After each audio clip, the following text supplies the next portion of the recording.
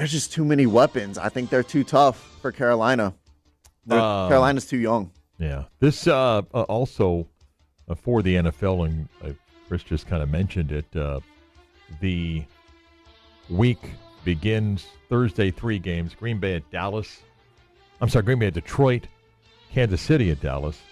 The night game is Cincinnati at Baltimore. It looked like a good game beginning of the season. Don't know right now. The first 2 games are pretty good. And we got a Black Friday game with Chicago at Philadelphia. 11 o'clock hour. We'll kick it off with the news next. Want to hear the Magic game? Big Carol flipped it up and in. Tell Alexa to play 96.9 The Game. Tell you about my friend Scott Stinson and his team at Acrisure Mortgage.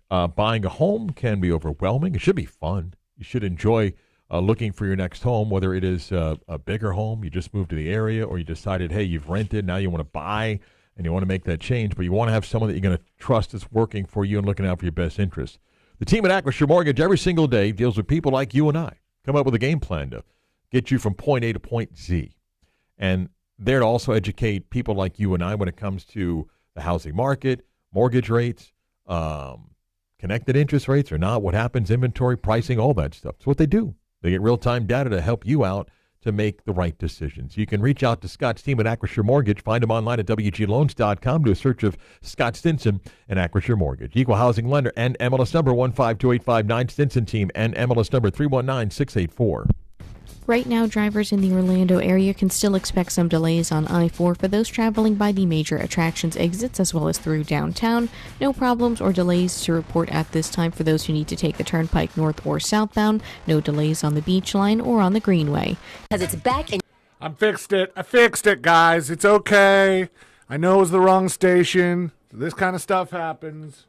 We good. Hey, nice to see everybody. Happy short week to you. Let's go.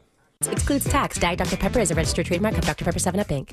Extra value meals are back. For just $5, get a savory and sweet sausage, egg, and cheese McGriddles, plus hash browns and a coffee. Only at McDonald's. For limited time only. Prices and participation may vary. Prices may be higher in Hawaii, Alaska, and California, and for delivery. Extra value meals are back. That means 10 tender, juicy McNuggets and medium fries and a drink are just $8. Only at McDonald's. For limited time only. Prices and participation may vary. Prices may be higher in Hawaii, Alaska, and California, and for delivery. Orlando, we're here to let you know that FAS Exteriors is Orlando's #1 window, door, and roofing contractor. You can count on fair pricing, install perfection, and customer satisfaction every time. Trust the leader. Trust FAS Exteriors. Schedule your free consultation now at FASWD.com. Here's a tale of Becky. Didn't know what to do with new meds prescribed and no real cost. What was it? Was it sports? Did you hear the sports? Was that what it was? I think that's what it was. We share. There's some devices that we share around here, and so everybody. Sometimes people don't set it back to how it's supposed to be when they get done doing their thing. You think that's what it was? Well, I mean, I know that's the station that was being fed down the line, and this day at the new Advent Health Training. Whatever that is, I can't hear it. Too many computers in the kitchen. There are a lot of computers.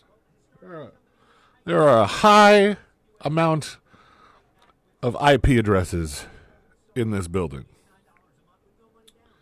So, anyway, happy Monday.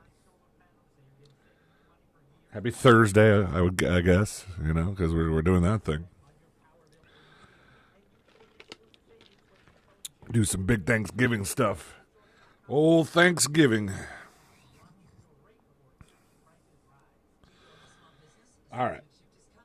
20 seconds. Let's do it. Source.com/monsters or call now and lock in your rate before energy prices rise. Do you own a small business? A seismic shift is coming. It's time to get super sure. Broadcasting live from the JustCallMo.com studios. Need help after an accident? Just call Mo. Learn more at JustCallMo.com or call 1-800-CALL-MO. This is WTKS-FM HD1 Cocoa Beach, Orlando, an iHeart radio station. Make us the #1 preset on your car radio and on the free new and improved iHeart Radio app. Listen for all your music, radio, and podcasts. Free never sounded so good. Someone's going to get offended. It's just the way the world works. So to hopefully save everyone a little time and or energy, here's this. The opinions that you hear are those of the host and callers, and not those of iHeartMedia, its management, or advertisers. The News Junkie is on. The three best friends you never knew you had, running through the most viral stories of the day. The News Junkie Sean Wasson with Sabrina and Seeley. It is Monday, November 24th, 2025. Lots to get to today, from new cruise death bombshells to Marjorie Taylor Greene calls it quits, and how to prepare yourself for Thanksgiving warfare. Plus your calls, dispatches, emails, texts, and more. Hey there, Sabrina. Hello. Hello, Seeley. What's happening? And hello to you. You can join us on the show today. All you have to do is send us a dispatch. Go to thenewsjunkie.com. Hit record on your first dispatch today. You can also watch the show on YouTube and twitch.tv/thenewsjunkie. Your messages rolling right to the studio in real time.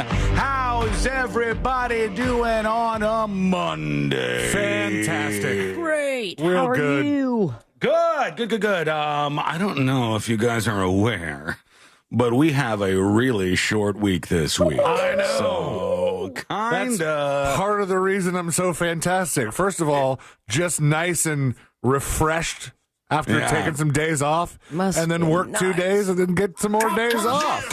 You know? What a schedule.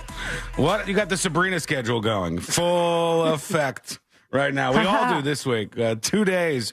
And then off for a Thanksgiving break, which I'm super excited for. So we'll get into all of that and Do you know so much more. what you're doing for Thanksgiving? Or you got Do you know, plans? I wanted to run this by you guys actually before we get started with our clip and all that stuff. It's a 2-day week, so we'll be loose and have some fun today. But we're going obviously to Courtney's parents' house for Thanksgiving. That's what we usually do. That's what we've done for years and years and years.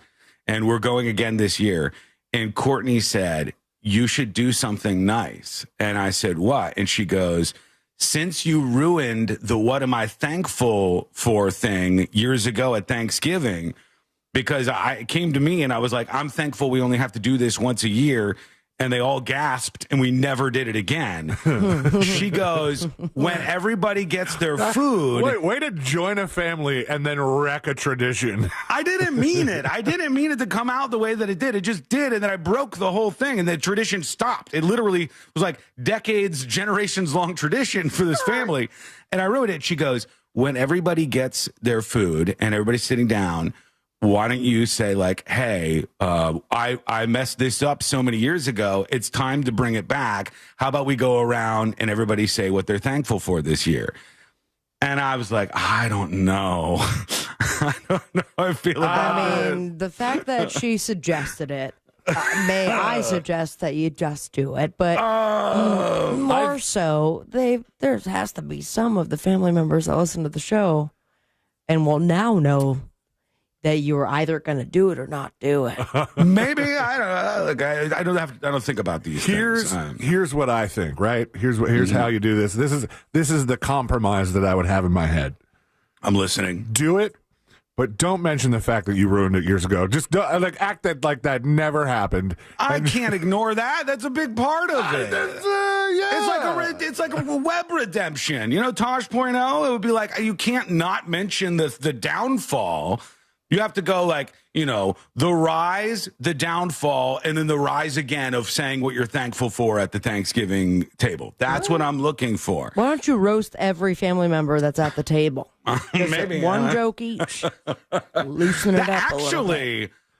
That would be a great little Thanksgiving tradition, if I'm honest with you. That would be I think it'd be fun. Everybody takes a shot at everybody, and as you're like passing around the gravy and whatnot, you know, have a little camaraderie and laugh. That sounds good to me. I liked some of the memes that were coming out after the whole Epstein emails thing, where there was a Bubba and there might have been something going on, and somebody was like, I can't wait to bring this energy to Thanksgiving dinner. That brother-in-law, I'm going to troll him so hard, you better be effing ready, Brian. We'll talk a little bit about how that might go down this Thanksgiving as we roll on here today on a Monday on the show. Join us, as I said, with your dispatches, your emails, all of these things. Right now, let's start off as we always do.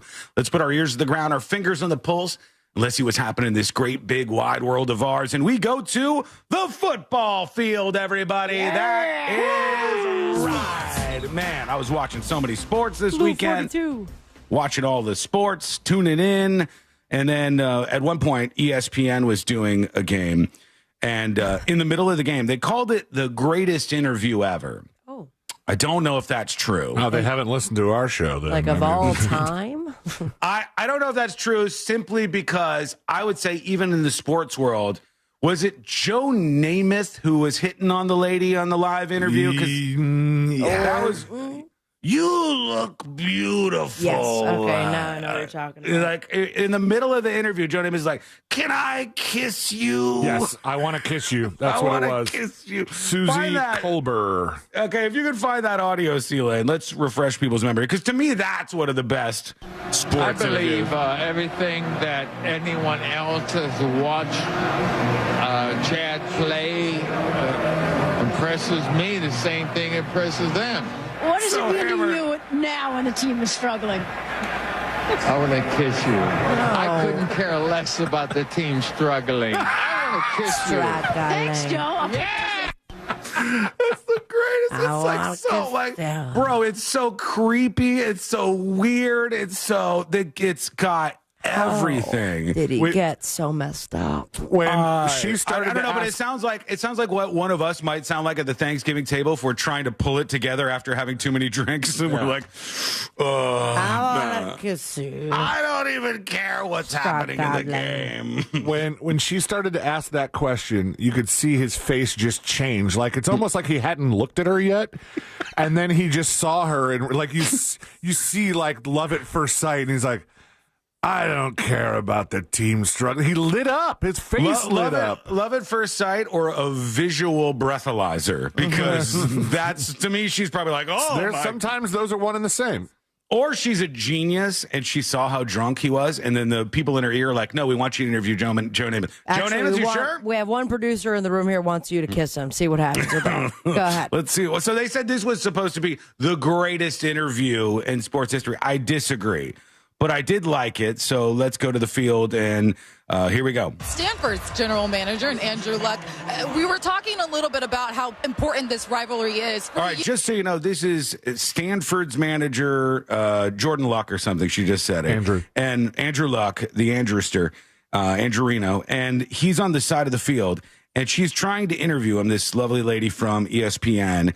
And then maybe the expected happens. You being able to be a part of it, how meaningful is it? It's huge. It was great to be as a player and now be as a GM and watch these guys. I'm going to watch here for a second. All right, so as he's doing the interview, he's like, I'm going to watch here for a second because a play is underway, and the guy wants to see what's going on.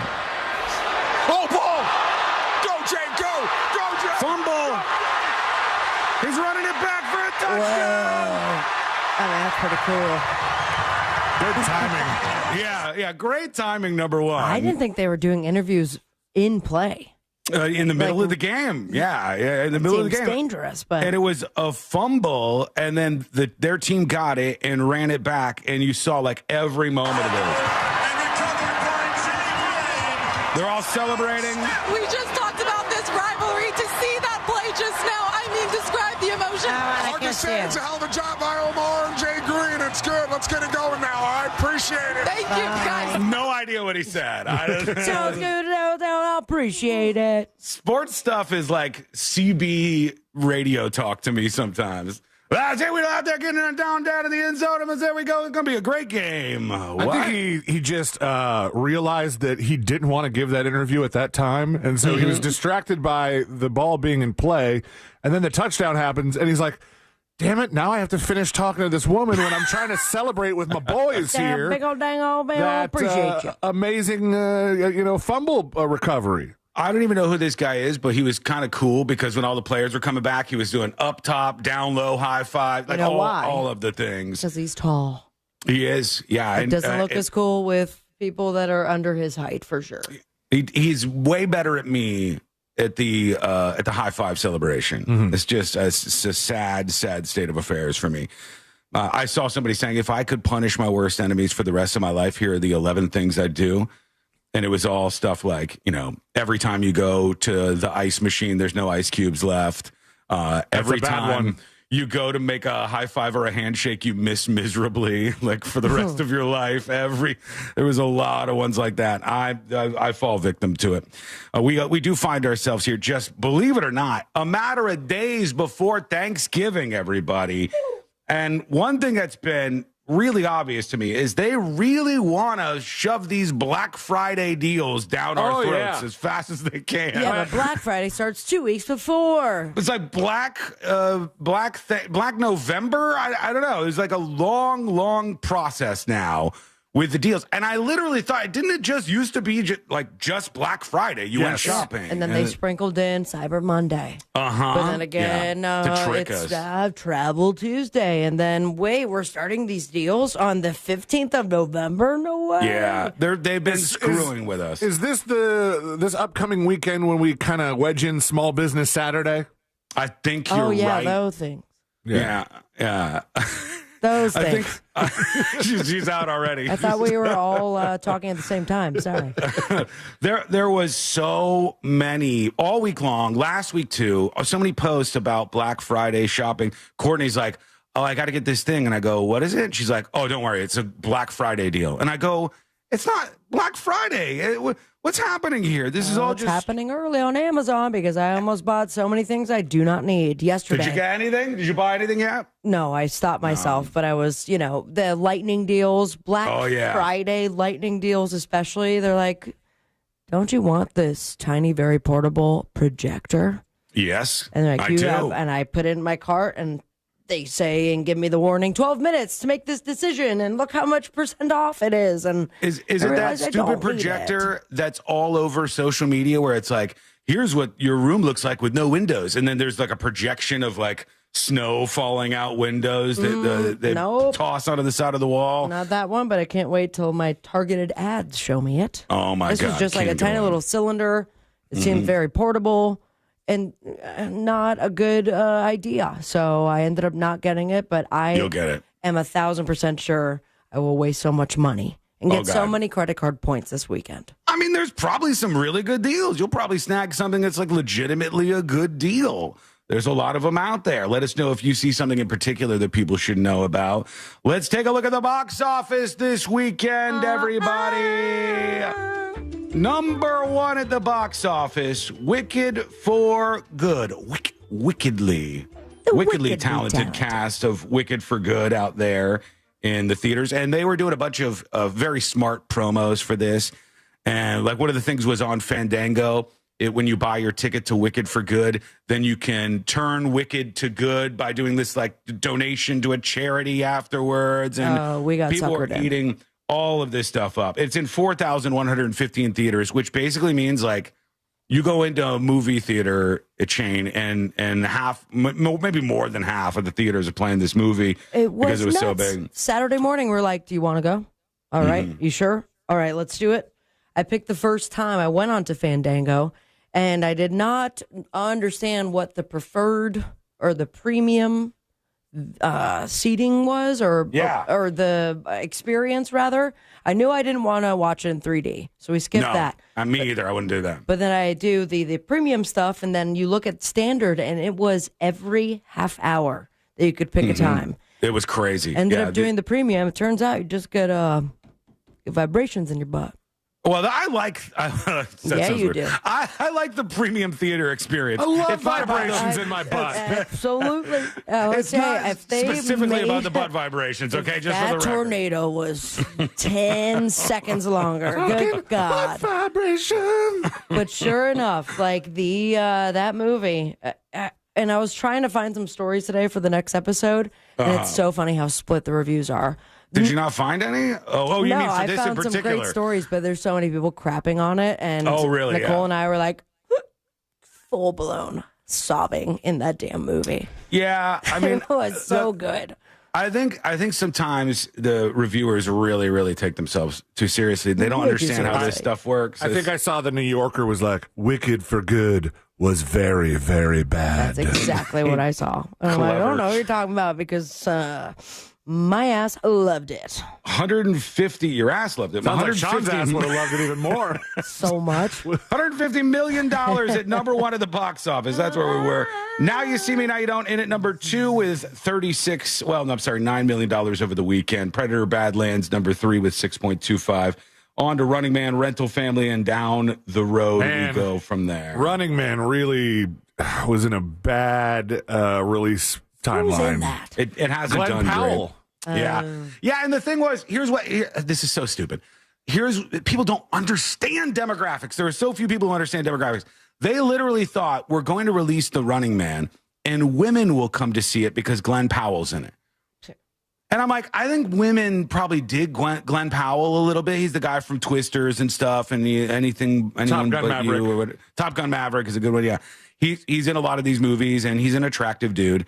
But women don't go see movies like that. Just Women to see don't a go hot like, guy. it's a movie about Running Man, who I don't know what that is, but I'm going to see it just because Glenn Powell's in it. I think it's a tiny fraction of people that actually does that. No, we talked about it when you were gone. The thing that women went to see last weekend was the Now You See Me, Now You Don't. I think there was like 53 or 54% women going to see that movie. Because we love magic. That's surprising. I was surprised by that too, and then they had Running Man and still Predator on the list, which was like kind of split the dudes in half and didn't put up as much money. But so many people do not understand demographics. If you and I don't know how stupid do you need to be in Hollywood to be so stupid? Magic Mike. That is when you want to see a bunch of women go to the theater. It's multiple men with multiple great bodies. It does. Like, here, think about it this way: how many times do we have to go? Wow, the Barbie movie really did great.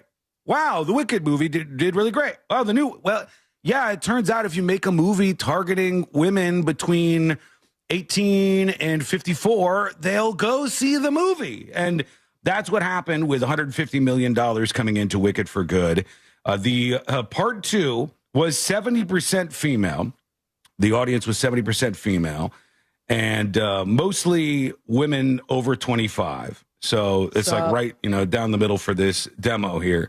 And men over 25 was like a small fraction of these people. 52% white.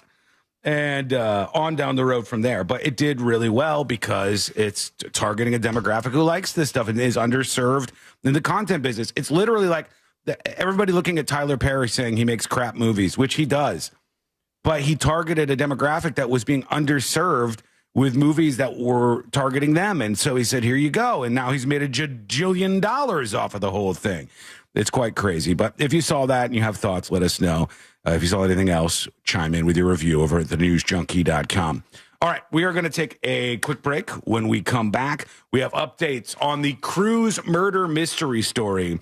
The family doing interviews, I think this morning, and big bombshells dropping on this, like big new information about the Cruz murder mystery story over the weekend.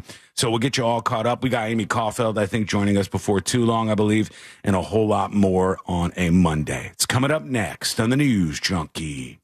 Real Radio is on Instagram at Real Radio 1041. Sponsored by the law offices of Anajar and Levine Accident Attorneys. Call the law offices of Anajar and Levine at 1-800-7... Good morning, everybody. Excuse me, I'm sorry.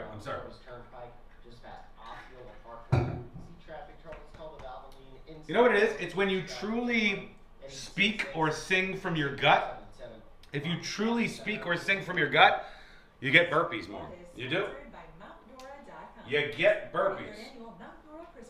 I'm excited for what's to come this week. It's going to be some real interesting stuff, although we only have a short week, just 2 days. It's good to have you all on board. Hey, Jason. Hey, Kev. Hey, DeStepafee. Hey, Crazy Drunk Cat Lady. You're the best. Bootsy, hi. Kevin, hey everybody. Hi Landscape. And we do have big bombshell updates on the Cruz murder mystery story. The grandparents in particular coming out and doing an interview and just like tossing grenades. Tossing them. Hey, Mystic Ridges. MFQ says, you're going to talk about the Twitter account's location being revealed like Department of Homeland Security? I have that somewhere. We can talk about that. Are you against that? Because I'm for that. What? Why be against that? And before you say, like, everybody has this idea that there's going to be anti-government forces, you know, under the shadow of anonymity that are, like, talking about the country that they want to escape from and they need to have their anonymity. Like, you can still be anonymous. It just shows your country of origin.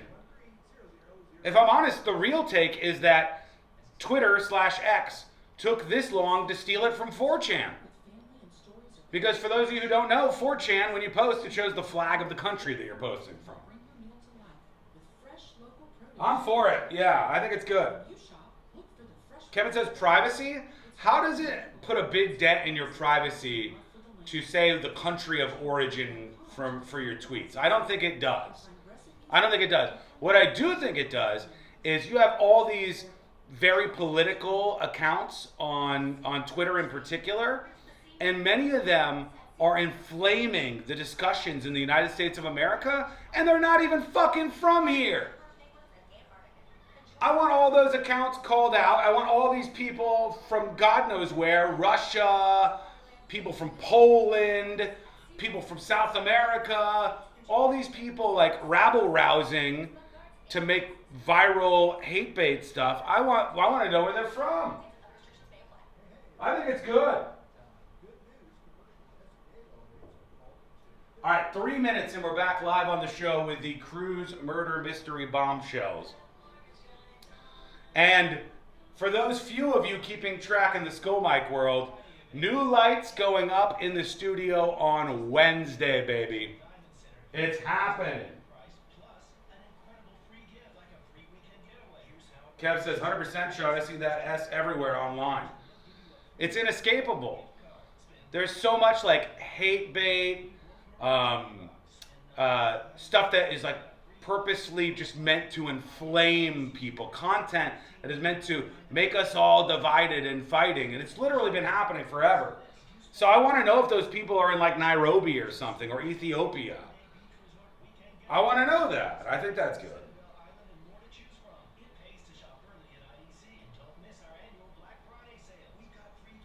Can't wait for the lights for Skull Cam. Yes, there's one. One light exciter on board. I need it.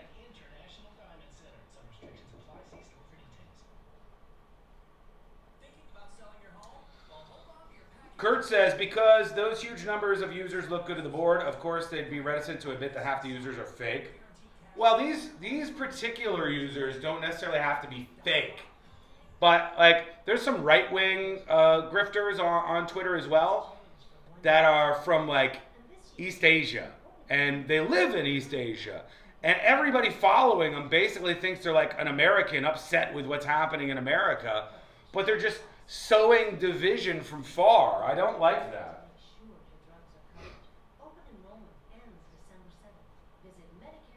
We rise and we goon? Please goon elsewhere.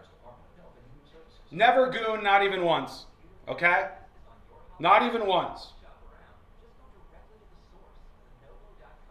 Seawitch says, I don't know anyone who still uses Twitter. That must mean that nobody does anymore. Are you over on Blue Sky? That misery soup? Please tell me you're not on Blue Sky. Not even you. I know you're drawn to the misery like a magnet. Not even you. I can't wish that on you. It's Thanksgiving. Cruise ship murder mystery bombshells. Let's go.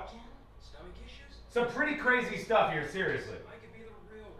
And I got the interview from just a couple hours ago all queued up. So here we go.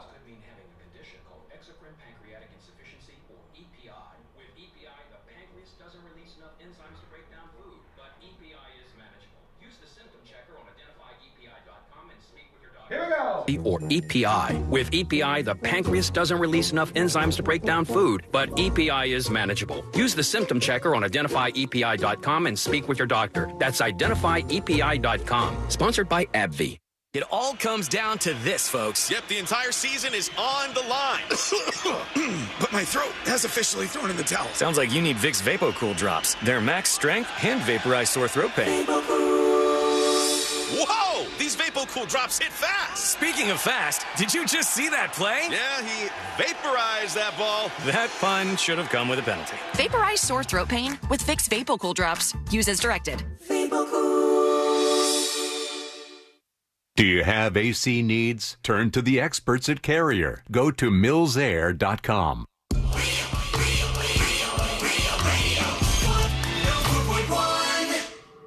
Story time with the 3 best friends you never knew you had.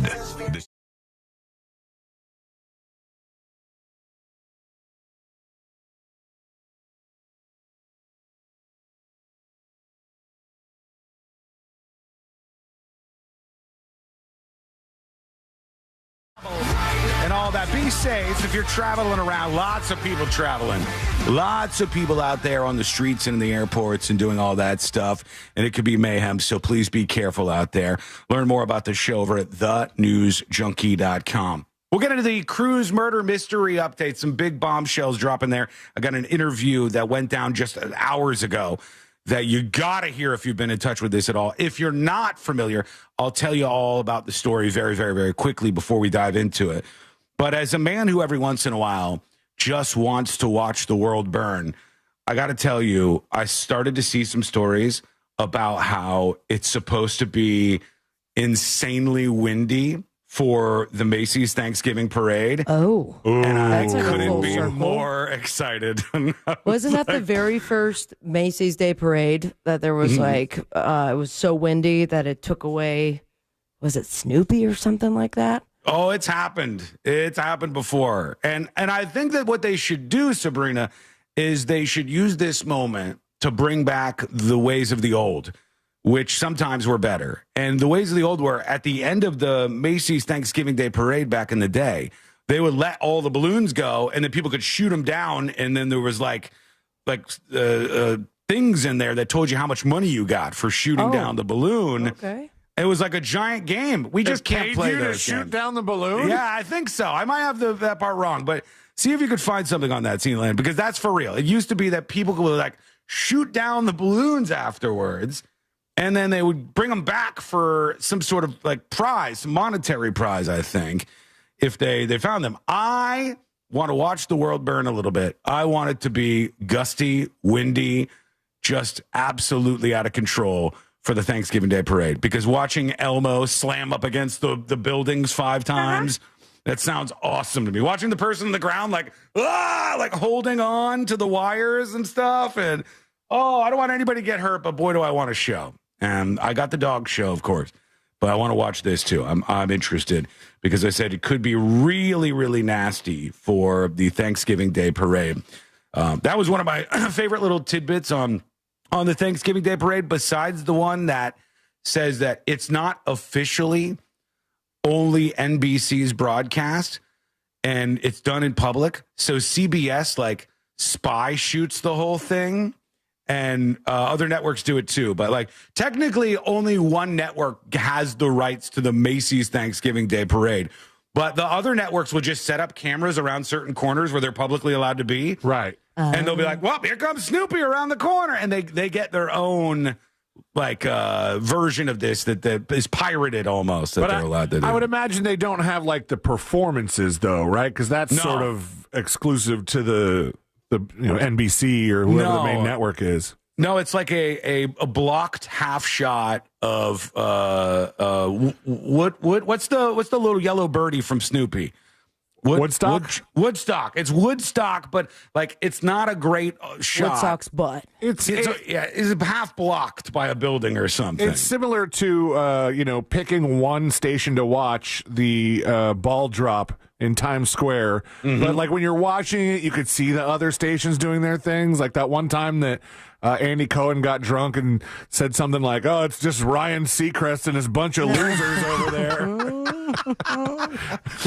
I can't my wait for that, favorite too. was it not the Macy's Day, like the Thanksgiving parade that Will Ferrell and Molly Shannon did that, like their characters, where maybe. I know for sure it was during the royal wedding many years ago, but they That sounds did kind of this, like, familiar. oh my God, it's the funniest thing. And it was streamed on Prime only, but it's fantastic. It's worth like even rewatching even if it's not from 2025. Okay, so according to Macy's, from 1928 to 1932, they would release the balloons, and with a promise of a $100 reward if returned. Each balloon included a return address, and some floated as far as 100 miles away.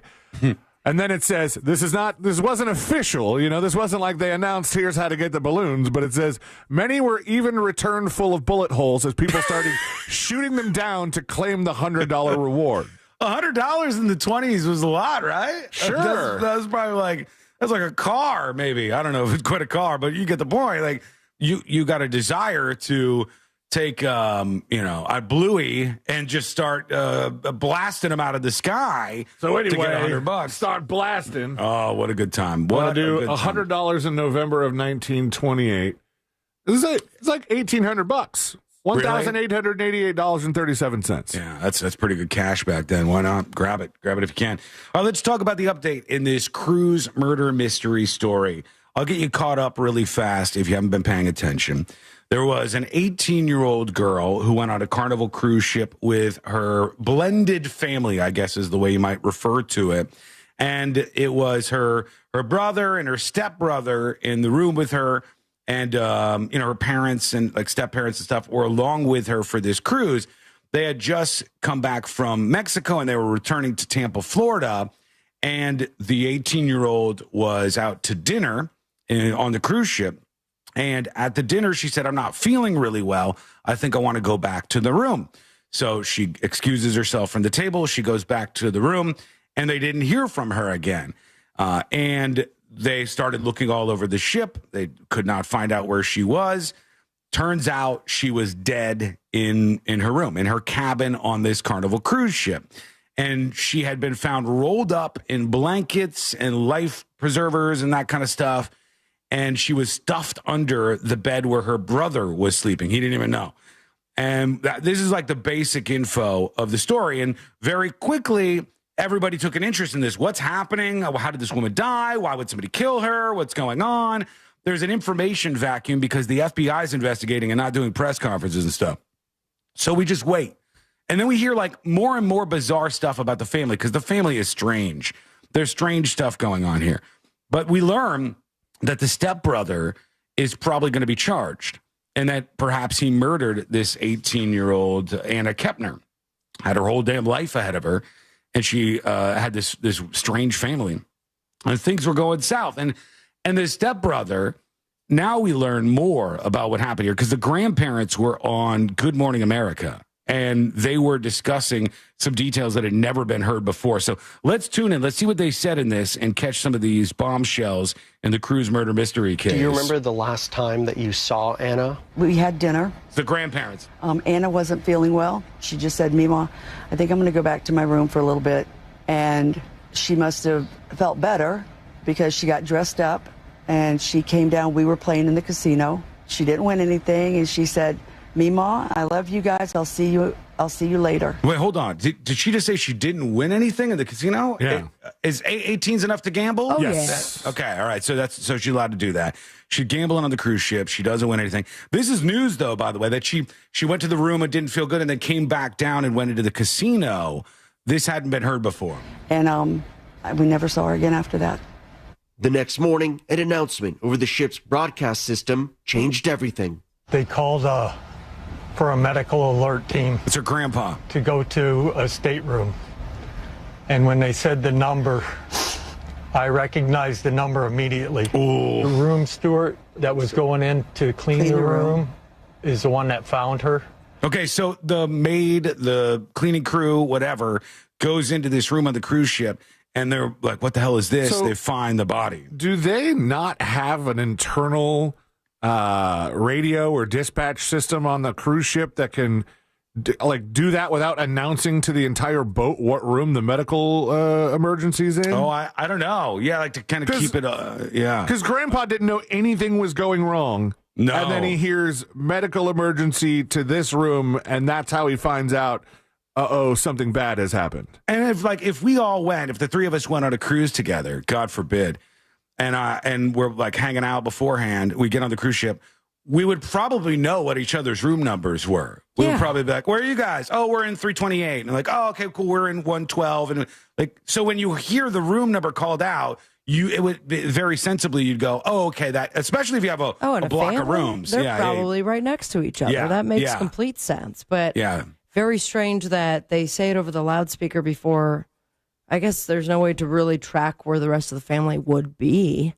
And not on this ship, I don't think. On Carnival, they don't have stuff like that. On the Princess Cruise that we're going on in December, you wear these medallions, and then you can track whoever you're with all over the ship or at the ports and stuff.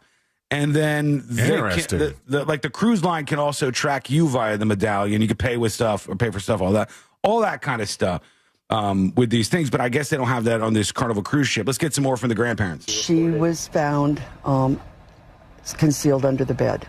I was told that she pulled back the mattress and found Anna. What did the FBI say was the official cause of death? The FBI contacted my son and family and told us our cause of death was asphyxiation.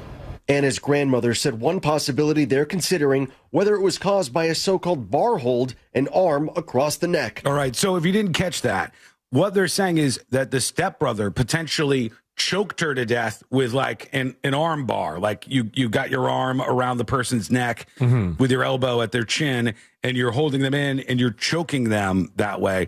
That is what they believe was at least the initial cause of death in this case. The grandparents dropping that bombshell out there as well. I've got more from them because they do have some more information to send out here that they talked about on Good Morning America. I want to play some more of those details because I think some of them change everything in this. I think they really do. They'll make you think about this case completely differently. And this is not necessarily one of those ones where I think personally, you guys may disagree, but I don't find fault with the cruise line. I don't know that the cruise line has done anything wrong here. I think it just looks like... Are there people that do? I don't know. Whenever there's a case like this, there's always somebody who wants to blame like the place where it happened. But I think it's going to come out more and more that this is a very strange family, And I've seen some clips. I've seen some stuff that's starting to go viral. We'll get into all of this, all right? And more of these details as we continue on with the show today. Join us with your comments. Go to thenewsjunkie.com and record your first dispatch right now. Quick break, back with that. Plus, we got to get to this awkward Tom Brady moment. I don't know what he was trying to say, but I sure know what it sounded like. And that's coming up next on the News Junkie. Coming up tonight on Real Radio at 7, it's a corporate time with Tom and Dan. Brought to you by MyEternalVitality.com and Modern Plumbing Industries. At 9 p.m., it's Real Laughs with comedians James McGill and Ken. And Real Music starts tonight at 10 on Real Radio 104.1. From the Odoo.com Weather Center, Odoo.com, the only business software you will need. Hey there, I'm Fox 35 Storm Team meteorologist Brooks Garner with your Fox 35 Central Florida forecast. And on this Thanksgiving week, a lot of folks hitting the roads. No issues to be found. The sun will be bright. We'll have some fog in the mornings like we saw today. Otherwise, highs in the 80s from today through Wednesday. For Thanksgiving, we've got a weak weather system moving in. That'll bring some cooler air to the region, clouds, and maybe a shower, about a 20% chance of rain. Highs in the low 70s, upper 60s for highs by Friday, but then warming up again this weekend. I'm Fox 35 Storm Team meteorologist Brooks Garner. This report is sponsored by AT&T. Connecting changes everything. This holiday season at AT&T, learn how to get the all-new iPhone 17 Pro on us with eligible iPhone trade-in. Any condition. Requires trade-in of iPhone 14 Pro Max or higher. Excludes iPhone 16e. Terms and restrictions apply. Subject to change. Visit att.com/iPhone for details. I'll tell you, one of the things I'm the most thankful for this year is having some amazing sponsors on this show who stick by us through everything. And I want to tell you about them because I appreciate them in that way. And I appreciate them because they're running great businesses like Mills Air. the company that is really going to leave you thinking, wow, that was great. Why didn't I know about them beforehand?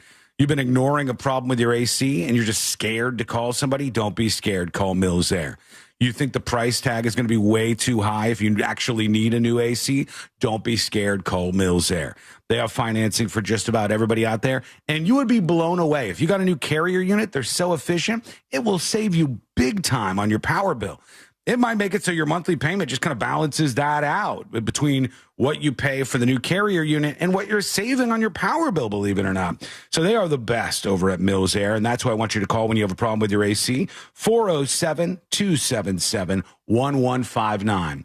That's 407-277-1159, or find them online at millsair.com.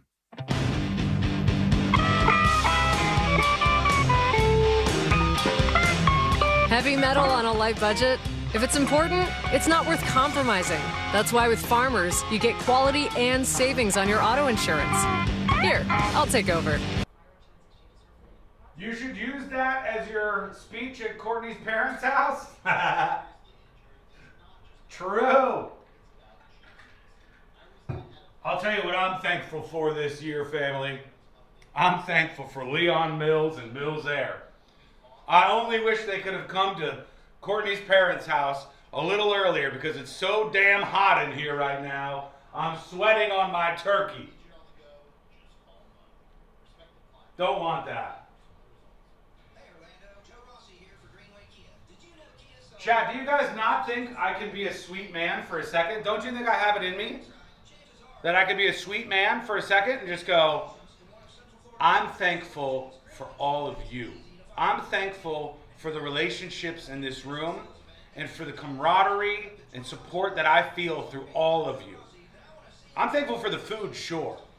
But you people, you great people, are what make me continue each year and want to live to the next Thanksgiving so we can hold hands, break bread, and have some turkey together. Now pass me the gravy, motherfucker.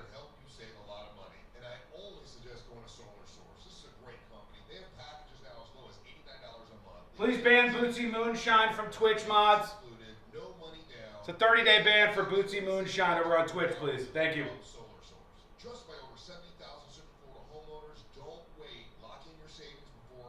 Hello, NW.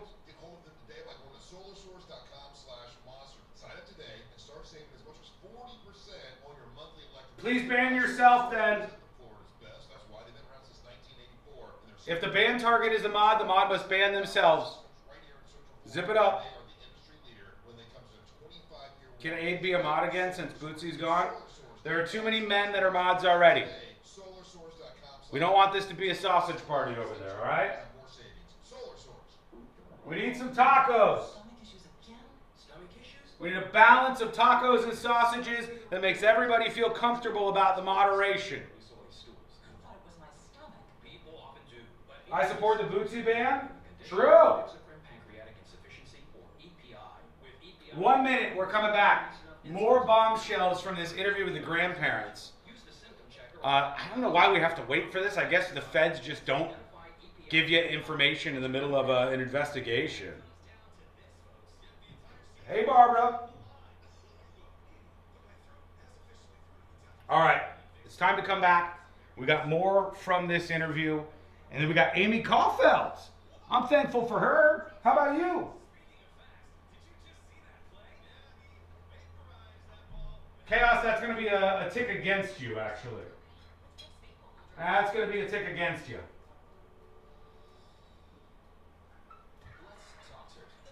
Here we go. Vaporize sore throat pain with Vicks VapoCool drops. Use as directed.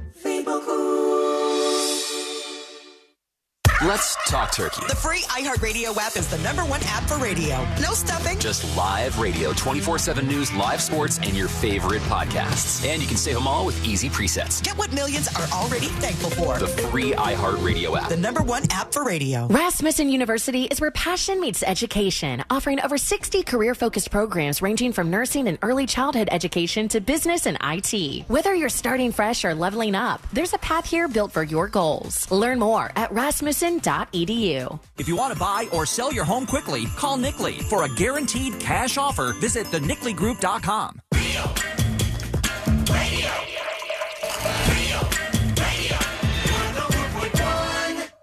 The most viral newsroom on the planet is still humming along.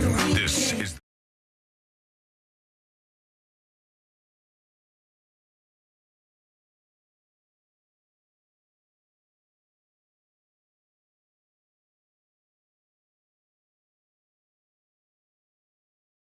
You had going through the most viral stories of the day, sure. Yeah, there are music stations out there, but you know as well as I do that play the same 3 songs over and over and over again, and we're here to make you laugh, keep you company, and let you know all things happening in the world of viral out there every day. Learn more about the show, as always, at the website, thenewsjunkie.com. We were going through this interview with the grandparents of this teenager, Anna Kepner, who was murdered on a Carnival cruise ship, possibly by her stepbrother. They had said it looked like an arm bar that killed her. Like he must have been in some position where he gets behind her and he starts choking her with his arm. Well, it was, just like he's got his arm around her neck, choking her. And that may have been the cause of death in this case. This is a blended family, meaning there's like stepdads and stepmoms and all sorts of stuff going on. And there is a lot of really weird stuff coming out about certain sectors, I should say, of this family. Like I saw a thing where they're all gathered around this table and there's like a huge display on the table of like strippers and a bunch of weird stuff for young kids to be near. Okay. And it was at like a family get together for like, there's a portion of this family, like some of the people in this family that seem weird, that seem a little bit weird. Where are to they me. from again? They live in Titusville. Yeah, they're from Central Florida. And they were cruising out of Tampa. So they're like the Tampa, Florida cruise port, heading out there to a bunch of places on a Carnival cruise line, including Mexico. And then the 18-year-old daughter disappeared. And now we're learning more and more about what happened.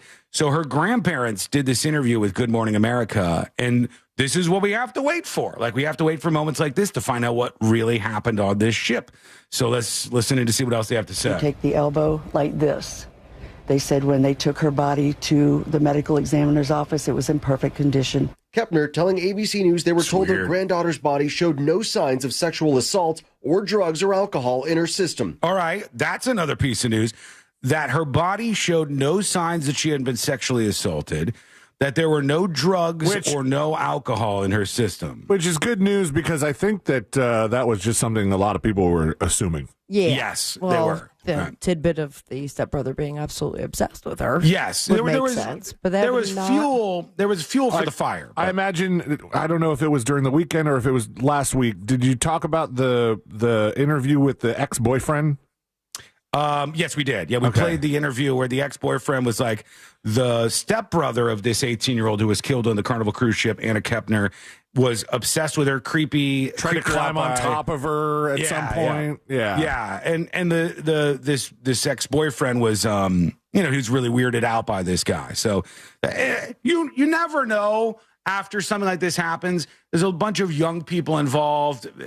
You never know what to think of their opinions about these certain things. Maybe this guy thought the stepbrother was creepy, but that really wasn't a big issue. Just some of this stuff we have to grain of salt. But this is interesting. No signs of sexual assault. No signs that she had any drugs or alcohol in her system. Now, this doesn't mean that he didn't have anything in his system, but she didn't. Is there any other details that there? I mean, does she look like was there bruises? Did she fight back? Had any idea what was going on? The grandparents just said in that clip there that her body was in perfect condition, save for the fact that she was like choked out in this armbar. Like she wasn't physically, there wasn't anything that was apparently wrong with her. Let's see what else they said. In her system. In an unrelated custody dispute, Anna's stepmother calling Anna's stepbrother, who is a minor, a suspect in Anna's death. 16. Do you think he had anything to do with Anna's death? I mean, he was in a room with her. He was the only one seen coming and going. So I can't accuse him because I don't know what happened in that room. But yes. But the summation would be that he did something. Wow. And has he said anything to you About what happened? I heard him, in his own words, say he does not remember what happened. His grandmother says she sat in on a portion of the stepbrother's interview with the FBI. He was an emotional mess. He couldn't even speak. He couldn't believe what had happened. All right, so what do we make of that? Like, he doesn't remember this? Do we make of that he was drinking on the cruise ship or something? Or you hear that a lot, though, with acts of violence like this. They black out. You don't remember anything. Or maybe that's convenient, too. Of course, sure. Yeah. It's also just so strange that the grandparents are giving this interview. It's just like... But normally, Sabrina, you wouldn't necessarily have that because the police would be coming out and talking about it. But the FBI doesn't do that, I guess. But even in the, I am not by any means defending what could likely be the killer of this young woman. But it doesn't seem like any family members got his back or any adult is giving him the guidance of like, stop talking to people about it. Like But why would they? If all the information they're seeing suggests that he killed this 18-year-old that they loved, why would they want to defend him? I think more just giving the public a lot of more information than investigators are off the bat. It's just very strange. Like that's just true. Seems like more yearning for the limelight than justice. But that's we didn't the vibe I'm getting. We didn't even get the cause of death from the officials. We got it from the family, the grandparents, and all of these folks. They haven't even released that out of Miami just yet. Maybe there's something else buried in here. Let's see. His grandparents say she and her stepbrother were close. They were just like brother and sister. What else could you tell me about him? That he was a good student. He's alive still. Soccer. He played soccer. Very He's alive still. Young man. He had demons. He might not be playing soccer very much anymore. He was trying to deal with those. And his stepbrother has not been arrested or charged with the crime. Attorneys for both the stepbrother's parents did not respond to ABC's request for comment. The FBI and medical examiner's office also declined to comment. Yeah, so we haven't gotten any official info yet, but we got a lot now, and we know a lot more about what happened here. Want to know your thoughts? How does this go this way? What really brought him to do this? Those are the big questions that we have. You can join us with your thoughts by sending a dispatch to thenewsjunkie.com. You'll see all the links that you need to. There was some sort of heated confrontation, obviously, right? In that room. There was he got mad. About what? Why? But they don't have any cameras of who's going in and out. They don't have cameras. Well, they do have cameras of him going in and out. They said he was the only one who went in and out of the room in the window of time where this occurred. But they don't have cameras in the cabins. No, like that the makes actual sense. cruise cabins. They might have some stuff outside. Like on the side of the ship that would catch your balcony or something like that, but not in the actual room itself. All right, so let us know what you think. Send a dispatch over at thenewsjunkie.com right now. Did we ever find out if that one guy is indeed her uncle? The guy that was messaging all the news stations on Twitter? I think he turned out to be the uncle, yeah. I think he did. He is still... chatting with He's porn still bots? chatting up a lot of hot chicks on Twitter. Like, oh, my God, is he? Is he going to spend his whole day trying to solve his niece's murder? No, you wake up, you work on the murder case, then you hit on a bunch of ladies online. That's the schedule. It was, the latest one was like, some lady with a towel that's just down, like just above the nips, just as much as you could show on Twitter. And it's like, can I follow you? Yes or no? And he's like, yes, please. Come on, buddy. Why you're gooning when there's a murder? Sending boobs to anyone that says, hey. He said, hey. Oh, God. Doesn't he know? Does he not know how the internet works? Frida Blackforest posted a nice little hot picture and said, would you let my legs wrap around you? He says, yes, I would. Please stop. Someone stop him. Someone talk to him. Like, you know we can see this, right, pal? God almighty. My name is Layla. I'm 54, born in 1971 today. Happy birthday to me. Where are you? I'll drive. He says, Florida, Pensacola area. Send boobs, yes. This guy's like, sure, there was a murder, but I have to strike while the iron is hot here, okay?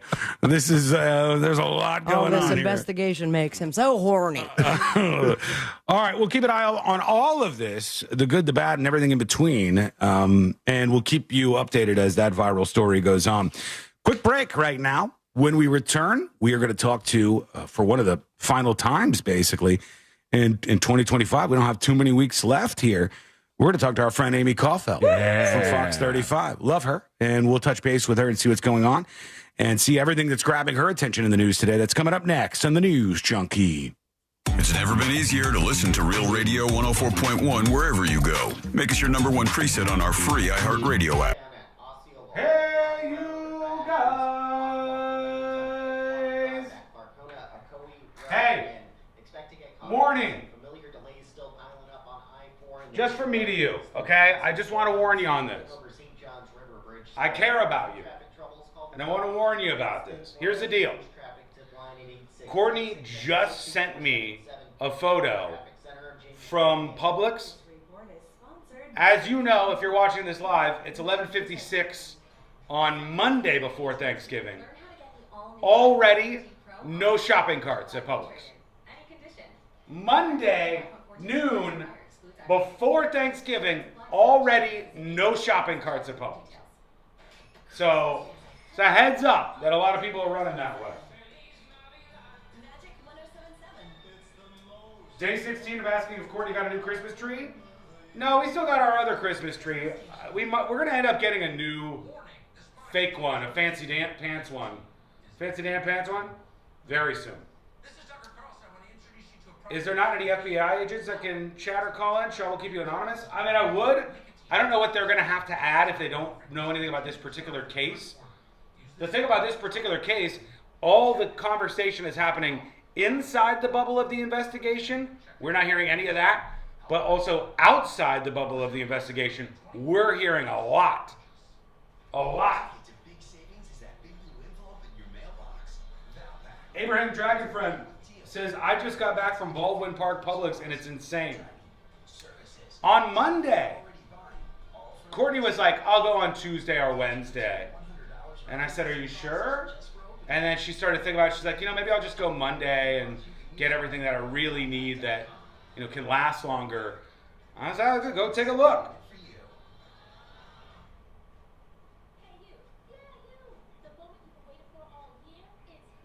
I forgot about the extra people shopping. There's a lot of them. A lot of them. Those could all be rumors, says Kevin. The stuff in the public bubble could definitely be rumors.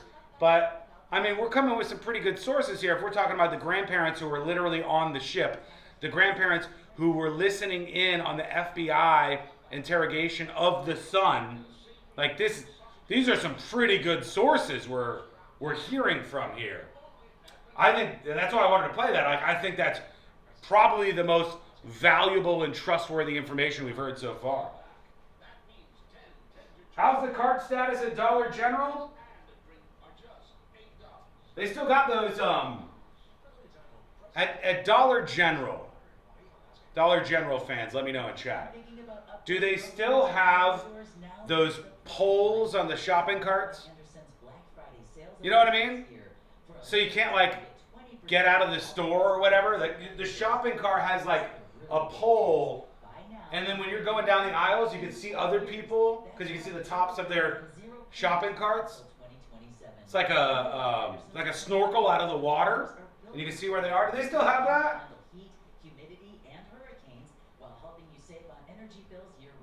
3 minutes and we're back live with Amy Caulfield from Fox 35. If you don't know who she is, you'll have fun. She's great. We talk to her every single Monday at noon. Sean's too rich to shop at Dollar General. I don't go to Dollar General because anytime that I do, it just seems, and I say this, I mean no offense. I mean no offense. It seems like a bunch of garbage. So I go through the Dollar General, I'm like, what do we got here for deals? And it seems like a bunch of junk.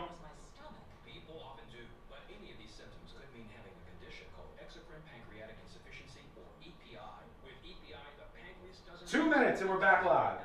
But EPI is manageable. Use the symptom checker on identifyepi.com and speak with your doctor. That's identifyepi.com. Sponsored by AbbVie. It all comes down. Dollar General is not that cheap except for cigarettes? I didn't even know they had cigarettes. Ain't that a bitch?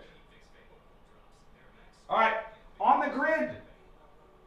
We're waiting for Amy Caulfield to join us right here on the grid feed. As you can see, you got C-Lane here next door. Sabrina, my straight shot, wide shot, a couple of different PTZs, some super source action.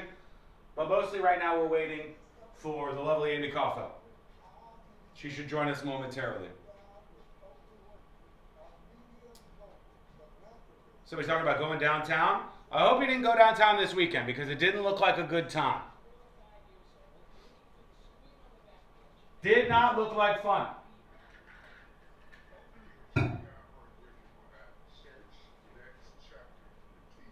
You're not that wrong about Dollar General, Sean. I don't ever go there. My wife goes to get detergent and that's it.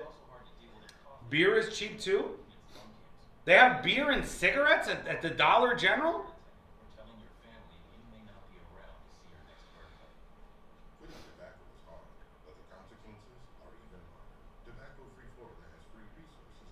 The European Union is planning to pass some legislation about chat control. Uh-oh, chat. The European Union wants to... our BritBong user is going to be most affected by this chat control. Chat control compromise. It forces providers to scan all messages, including private and end-to-end encrypted content, all chats as well, to make sure everybody's of age. Some of this stuff is real concerning. All right, we're coming back. No Amy yet. See what happens. Here we go, everybody. The show continues now. Studios. Injured on the go? Just call Mo. Visit justcallmo.com or dial 1-800-CALL-MO. This is WTKS-FM HD1, Cocoa Beach, Orlando. An iHeartRadio station. Make us the #1 preset on your car radio and on the free new and improved iHeartRadio app. Listen for all your music, radio, and podcasts. Free never sounded so good. Radio 104.1. The game of magnets, taking over the world one terrible person at a time.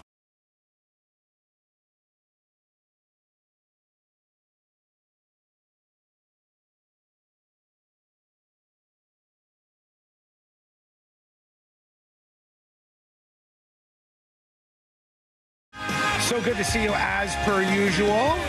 And we got a lot to go through in the world of all things viral, as you might imagine, on this shorter week. Thanksgiving, just a matter of days away. Courtney was talking, and she goes, I think I'll go on like Tuesday or Wednesday to the grocery store and get all this stuff for Thanksgiving. Wednesday? I said, you sure? I said, isn't that kind of, playing with fire? And she goes, yeah, I don't know. And then this morning she goes, maybe I'll just go early. And she just went to Publix, the local grocery store, to go get stuff for Thanksgiving. And she took a picture right as she walked in. No shopping carts. And I'm no like, oh, shopping carts. This is like days before Thanksgiving, and all of the shopping carts are taken inside. And what are the shelves looking like? I don't know. Usually, our local Publix is pretty good about keeping everything stocked. So hopefully, they know what they're in for, right? It's Thanksgiving. They know what people are going to be buying, and I hope that they keep all that stuff in store. But I know it's going to cause people to panic a little bit. And they'll go, I cannot have Thanksgiving at my house and not have like all the things that I need. If there's no stovetop stuffing, damn, we're going to be in big trouble. This is going to be it's going to be a real problem here. So yeah, she says it's a little bit rough over there at the grocery store already. If you've been out into the woods fighting for your life to get everything you need for Thanksgiving, let us know. Report back from the front lines of the grocery store. Let us know how it's going so far over there with the dispatch to thenewsjunkie.com. Also, the airport. Was it a nightmare coming back? We were a little delayed. I mean, I think everybody was kind of getting into that mode where it was starting to get delayed. People are starting. I think the next couple of days it's just going to be even worse. Mm-hmm. But I'm trying to find the picture I took. When we came back to Orlando, we had an Uber waiting for us. And the guy, I'm chatting with him on the thing, and he's like, is the traffic bad? I was like, kinda. And he's like, hey, can you go up one floor to departures, and I'll pick you up there? And I was like, this sounds like something I'm going to get yelled at for.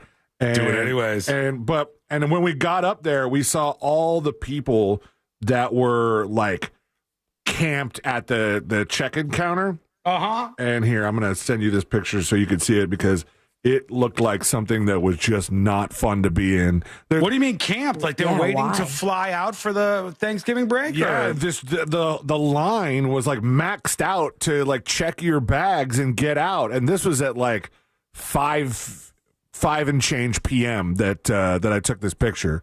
That is going through the tubes right now. In the clouds. Slowly, it's making its way over to me, I'm sure. I'll tell you when I get that in a moment. It's not here. for lack of employees. The government's no longer shut down. No, it's no. just that many people. Yeah, it's just going to be a madhouse. Yeah, I mean, come on. We all know, even when there's not a government shutdown, every year it gets crazy at the airports. But some people just don't learn, which is fascinating to me. Like, get yourself some vacuum sealed bags and then carry it on with you. That will change the game. Hell no. No, I can see what you're saying. All right. Already there's like just people waiting everywhere and piling up at the gates and stuff and check in. Yeah. That, I mean, it's gonna be like this no matter what. But a lot of people travel for the holidays. If you are traveling, Godspeed out there. Be safe or as safe as you possibly can. There are a lot of stories about people getting ready for Thanksgiving, which makes sense. And when I see this stuff, I'm like, it's always this number right around 20%. All the annoying people in the world is always a number right around 20%, no matter what the thing is. And I saw in our iHeartMedia internal email about polling for the week, it said adults under 30 say they are likely to get into an argument about politics this Thanksgiving with those same friends and relatives for whom they're grateful. And it says 17%. It's always going to be just under 20% of the population that is these annoying people. 17% of Americans say they're likely to get into a political argument at the Thanksgiving dinner table, including fully 1/3 of adults under 30 and 25% of 30 to 44s. Are any of those people blame saying the oldos, but it's the younger folks? Are any of those people saying they're likely to be the ones that start the argument? Oh, I think I'm going to get in an argument because my family's crazy, or is it like, hey, I think I'm rolling into Thanksgiving hot. I'm ready to go. Let's start arguing. It doesn't say who's going to be the precursor, the spark to ignite the fire of the fight for Thanksgiving. But it says 70% of Americans, 17% of Americans say they're likely to get into a political argument. I always see this, and I kind of poke fun out of it with like, get ready for warfare at the Thanksgiving table or whatever. But to me, I don't like small talk. Socially, I could be like a little withdrawn from time to time. But even for me, maybe because I like know how to communicate on some level, it's so easy to avoid this stuff. It's simple concepts of conversation that people forget, like redirection, for one, and that make it so easy to escape any of this stuff. They go, well, I can't help it. My uncle does it. All you have to do is redirect. When people start going to politics or start getting angry about things, talk about something different. Talk about football. Talk about turkey. Talk about anything other than politics, religion, and her at the table, and you can weasel your way out of it. I don't think it's that complicated. Play a damn game. Yes, anything. Bring some Cards Against Humanity with you. Yeah. Put it in your pocket. If you just sit there and one or two other people are bubbling up and getting angry and starting to argue with each other about politics, sure, it'll happen. But intervening is so easy. It's so easy to deflect conversations away from this stuff. Can you just Don't pass forget the Marjorie Taylor green bean casserole, please? Yeah, you see, I'm sure you did, that she's stepping down next year, Marjorie Taylor Greene. Oh, I thought she was stepping down immediately. Yeah. What I saw is as of 2026, January 2026. I might be wrong, but if you want to check that. I mean, they're pretty much, how much more are they doing this year? Well, it was just the resignation letter that I saw was basically like, I'm done with this. I don't want to deal with this right now. It's kind of incredible. This goes to show you, it's almost like a Thanksgiving table full of personalities. And for me, I can see these people and I understand where people are coming from. I tend to understand people across partisan lines more so than a lot of you, I think, do, which you should get better at, by the way. But it's interesting for me to see somebody who is like seen as a hard right, crazy political figure, Marjorie Taylor Greene. Oh, she's a wacko, space lasers and stuff. The moment you start to turn against Trump or whoever, then all of a sudden she's getting favorable coverage. She's on The View. There are people talking about her running for president. She's a uniter, not a divider. Now you need her at your Thanksgiving table. So, yeah, you are correct. She is stepping down January 5th, 2026, which the Daily Mail has pointed out is 2 days after her pension kicks in and becomes fully vested. So she was elected in 2020 and began serving on January 3rd, 2021. And so in You get a pension that fast? Sure. Jesus. The timing places the 51-year-old Georgia Republican past the 5-year service threshold required for lawmakers to qualify for lifetime pension benefits under federal rules. Damn, ain't that something else?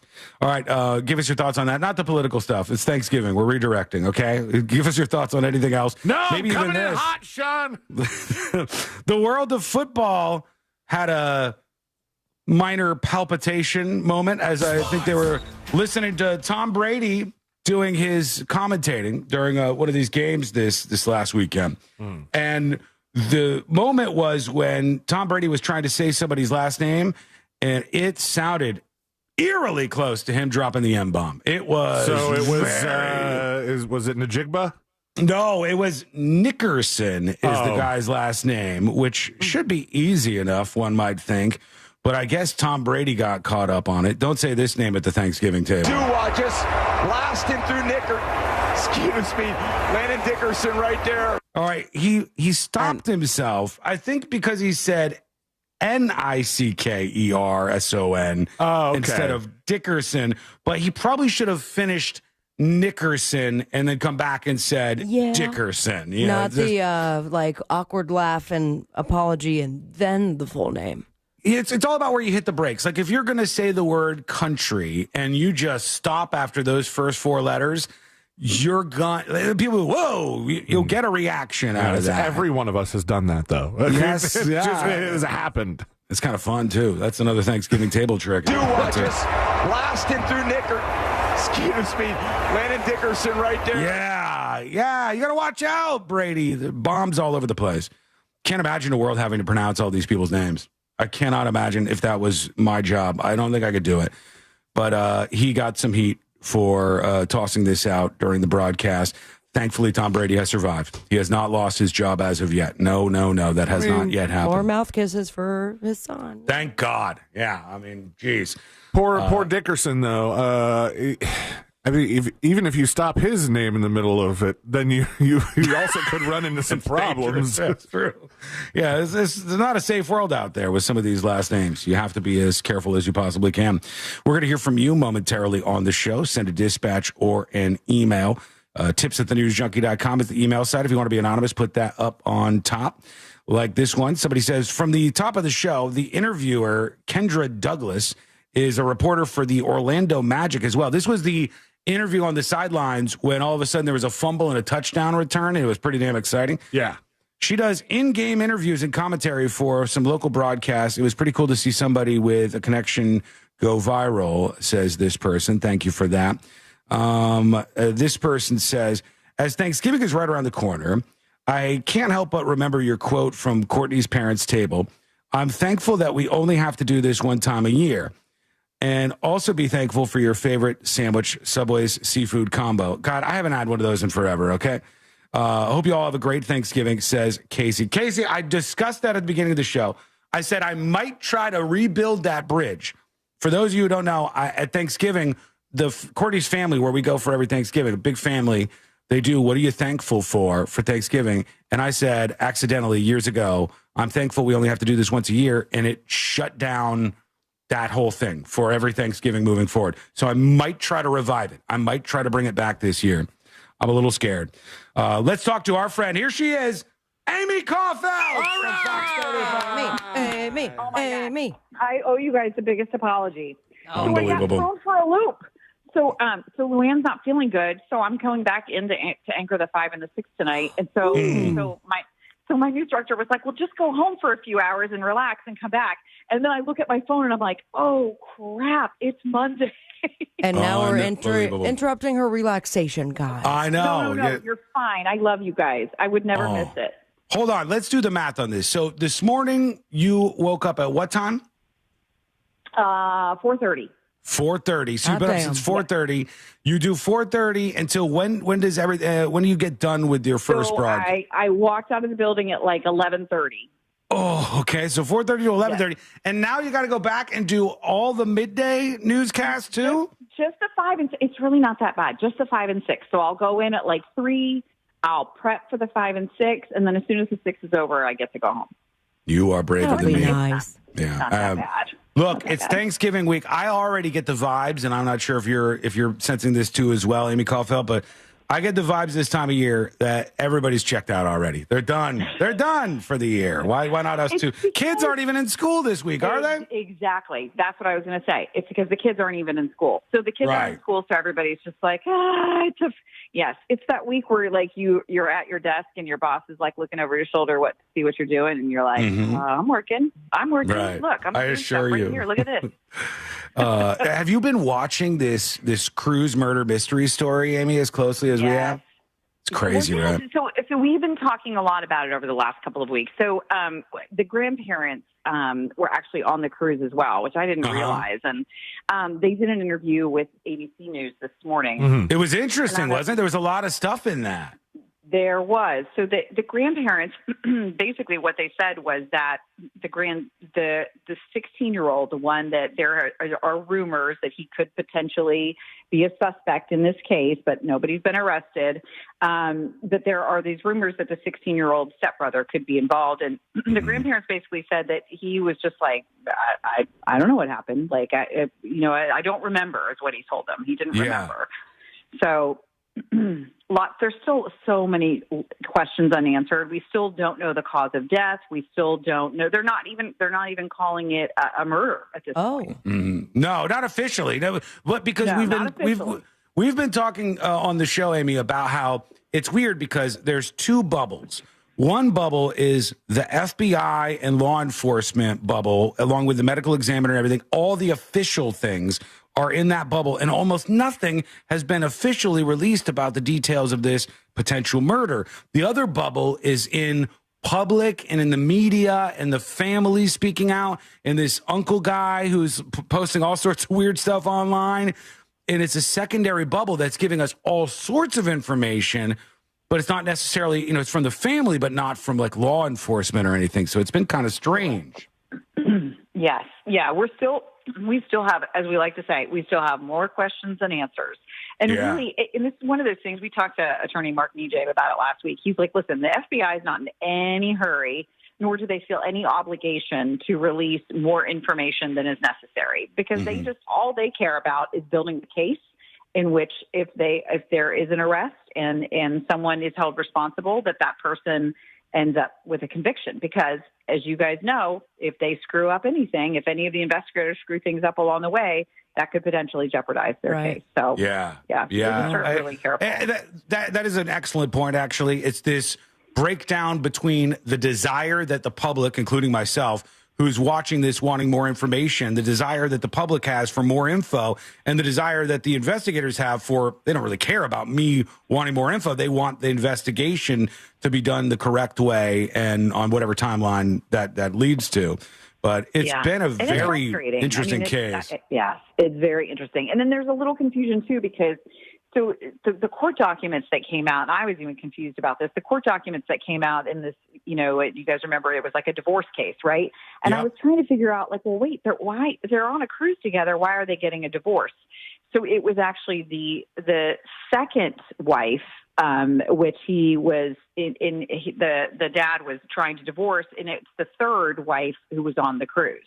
Yes. So we interviewed, you guys might remember, we interviewed Anna Kepner's mother, who told us that she actually found out about her daughter's death just by Googling it. That's crazy. She had no idea. She was Jeez. never told. That's She was in crazy. Oklahoma. And it sounds like her mom was not very involved. It didn't sound like they had, they were, she even mentioned that she hadn't seen her in a few years. So Amy, it is weird. It is weird all the way down in this story. Then some of the other, and some of this is not fully confirmed, but there were rumors that one of the previous, it's a blended family. One of the previous issues was a father in the mix here who had some sort of relationship apparently with a babysitter. And then that was going through the court system about him with this babysitter who was underage. The court ended up dismissing that. But then the rumors that I've seen are that the father ended up waiting till the babysitter turned 18 and then getting back into a relationship with this person. There's a lot of weird There's a lot stuff. of layers. So, a lot of layers. who do you think is going to put out the first scripted TV series? Oh, gosh. Hulu, Lifetime? It's probably coming. I mean, it's one of those things where it's very frustrating. I think because people are, just people are just intrinsically curious. They want to know all the details and they want to know the dirt and, every aspect of it, but we're just not getting it at this point. We'll have to see what happens. It's been something to see. Waiting. Well, what do you got planned for? What do you got planned for Thanksgiving, Amy? You got big plans? Are the kids coming back? So the kids are home. So they both kiddos came home. The girls that are in college both came home. So, but as you guys know, they're out. They're out doing stuff. They're like, we're home, but we have all these plans. So I've seen them for all of 10 minutes. I just got home a little bit ago, and they're out getting their nails done. So it's the important things. Isn't that's one of the things about life when your kids get older? All of a sudden, you're like, wait, hold on, you have your own life.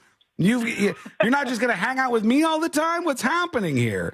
It's a very weird twist. It is, and it's hard because you have to temper your expectations. I have to keep my expectations very low. That okay, I get it. I'm not cool. They want to hang out with their friends. That's way more cool. Someday, I hope that they appreciate the fact that they have a family. But as of Amy, right now, you are cool. Here's the thing. Why don't you? I love you, but throw the party over at the house? That was one of the things that made Gila very cool. Was that she's like, why don't you just have your friends over here? And we had a banger of a party. And 10 years later, every single December 23rd, I think was the date, was the big party at the Amber House. Mind you, there's a little bit of cleanup involved, but that's where she got to have all the birdies in the nest, as well as all the other friends in which we would have left the house to go hang out with. It worked out great. Oh, I love that. See, that's actually cool. It's cool when the kids want to hang out at your house. You know what I mean? You just need a couple of beers. That's the problem, Serena. Is I've done too many stories on. You guys know that story out of Brevard County, the principal that. Yep. We can't have Amy Kaufelt reporting on herself. Yes, we can. Are you kidding me? This would be amazing. I don't wish that on you. My job is what makes me uncool because they always just think that I'm the fun killer because I'm always like, nope, we did a story about that. Nope, we have us over your house. We'll make it cool. Well, you know what? We are thankful for you as always this year and every single year.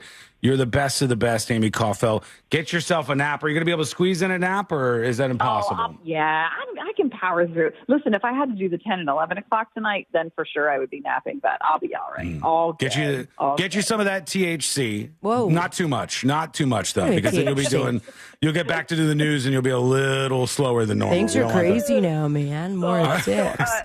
So next week you guys are back at it. I'll see you on Monday. We will, yeah. Yes. We'll see you next week. There she goes. The Okay, best of the can't wait. best. Love you guys. Love you, Amy. Amy Kaufeld. Always thankful for her. She is so amazing. And you should be following her on every social media platform at Amy Kaufeld. Just search for Amy Kaufeld wherever you're at on social media. And she is a must follow. Every single morning, watch the show. If you're here in town, Good Day Orlando. Amy Kaufeld and the crew are going to go over everything happening out there in the world. And she really just is truly talented. So we're going to take a quick break. When we come back, we got a bunch of things to get into. I don't know how much time we have. We got to get queued up for the next episode. I want to ask you guys a real honest question when we return, though. And I expect honest answers on this. What is it? That's coming up next on the News Junkie. Real Radio is on Facebook. Hello. How are you? You little beauty. Between the beach line and Sand Lake Road, and earlier accidents getting cleared up on Edgewater. Hang on, I'm coming over there. It's Clarkona, Ocoee Road. Look out for emergency crews on the roadways. And if you see traffic, I can't believe, instant oil change, traffic tip line. with no due respect, I can't believe it's almost December. This report is You know what I mean? Super Sure.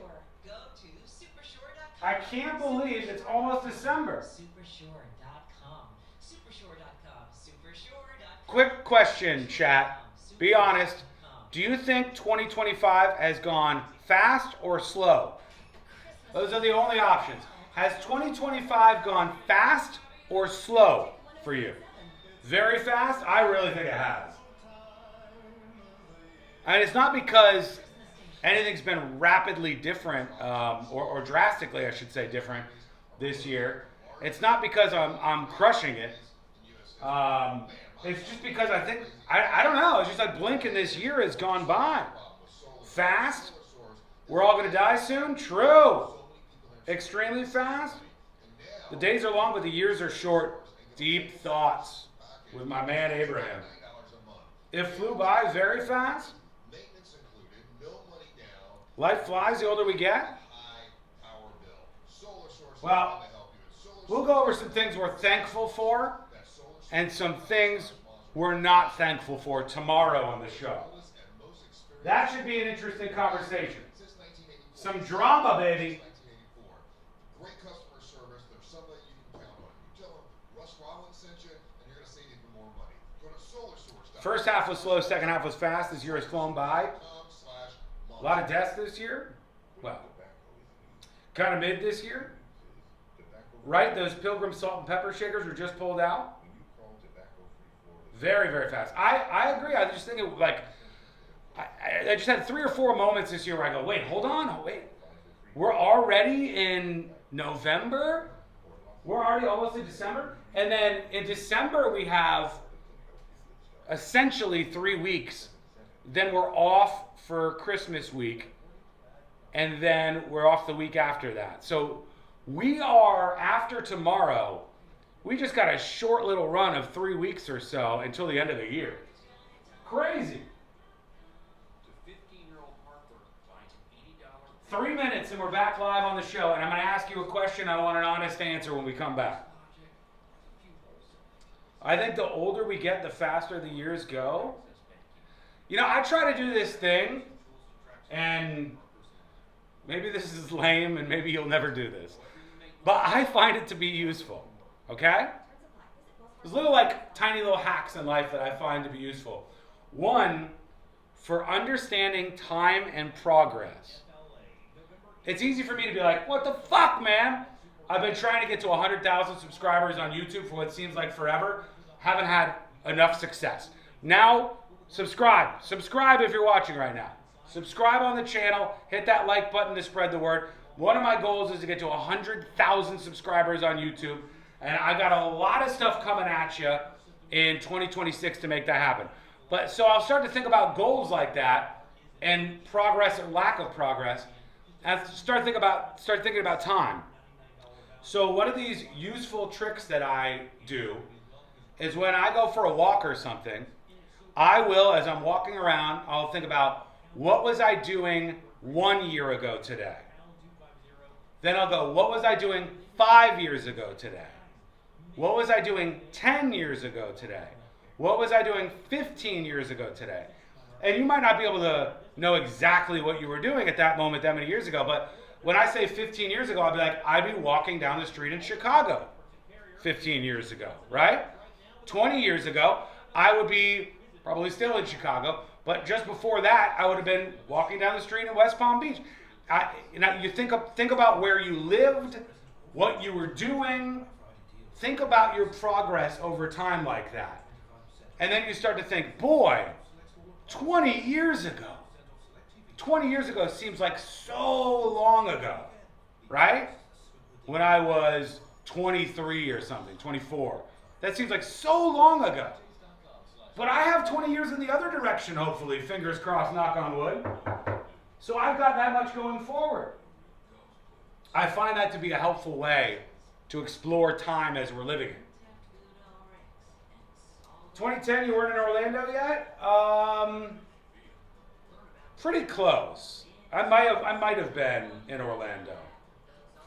Snoop Poop says, I do 1 year ago all the time. It's a good way just to be like, where were my feet? Where were my feet 1 year ago? Where were my feet 5 years ago, 10 years ago, 15 years ago, 20 years ago? And you just start to realize, boy, probably for most of you, a lot has changed over that time. All right, we're coming back right now. I got a question for you. I want honest answers. I expect answers.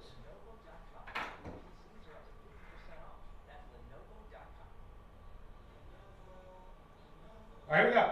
And just go directly to the source, Lenovo.com, where PCs are up to 50% off. That's Lenovo.com.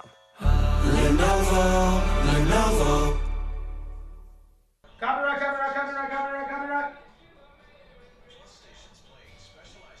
Copyright.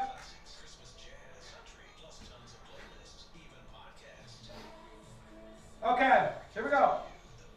Playing specialized holiday music, Christmas classics, Christmas jazz, country, plus tons of playlists, even podcasts. Our gift to you, the perfect holiday soundtrack. Open the free iHeartRadio app now and search Holiday to start listening. Do you own a small business? A seismic shift is coming. It's time to get Super Sure.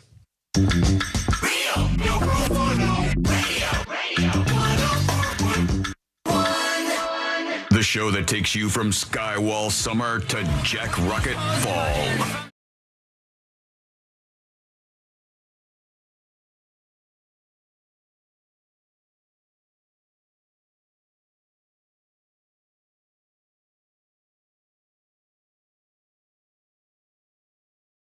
Good to have you around, in fact.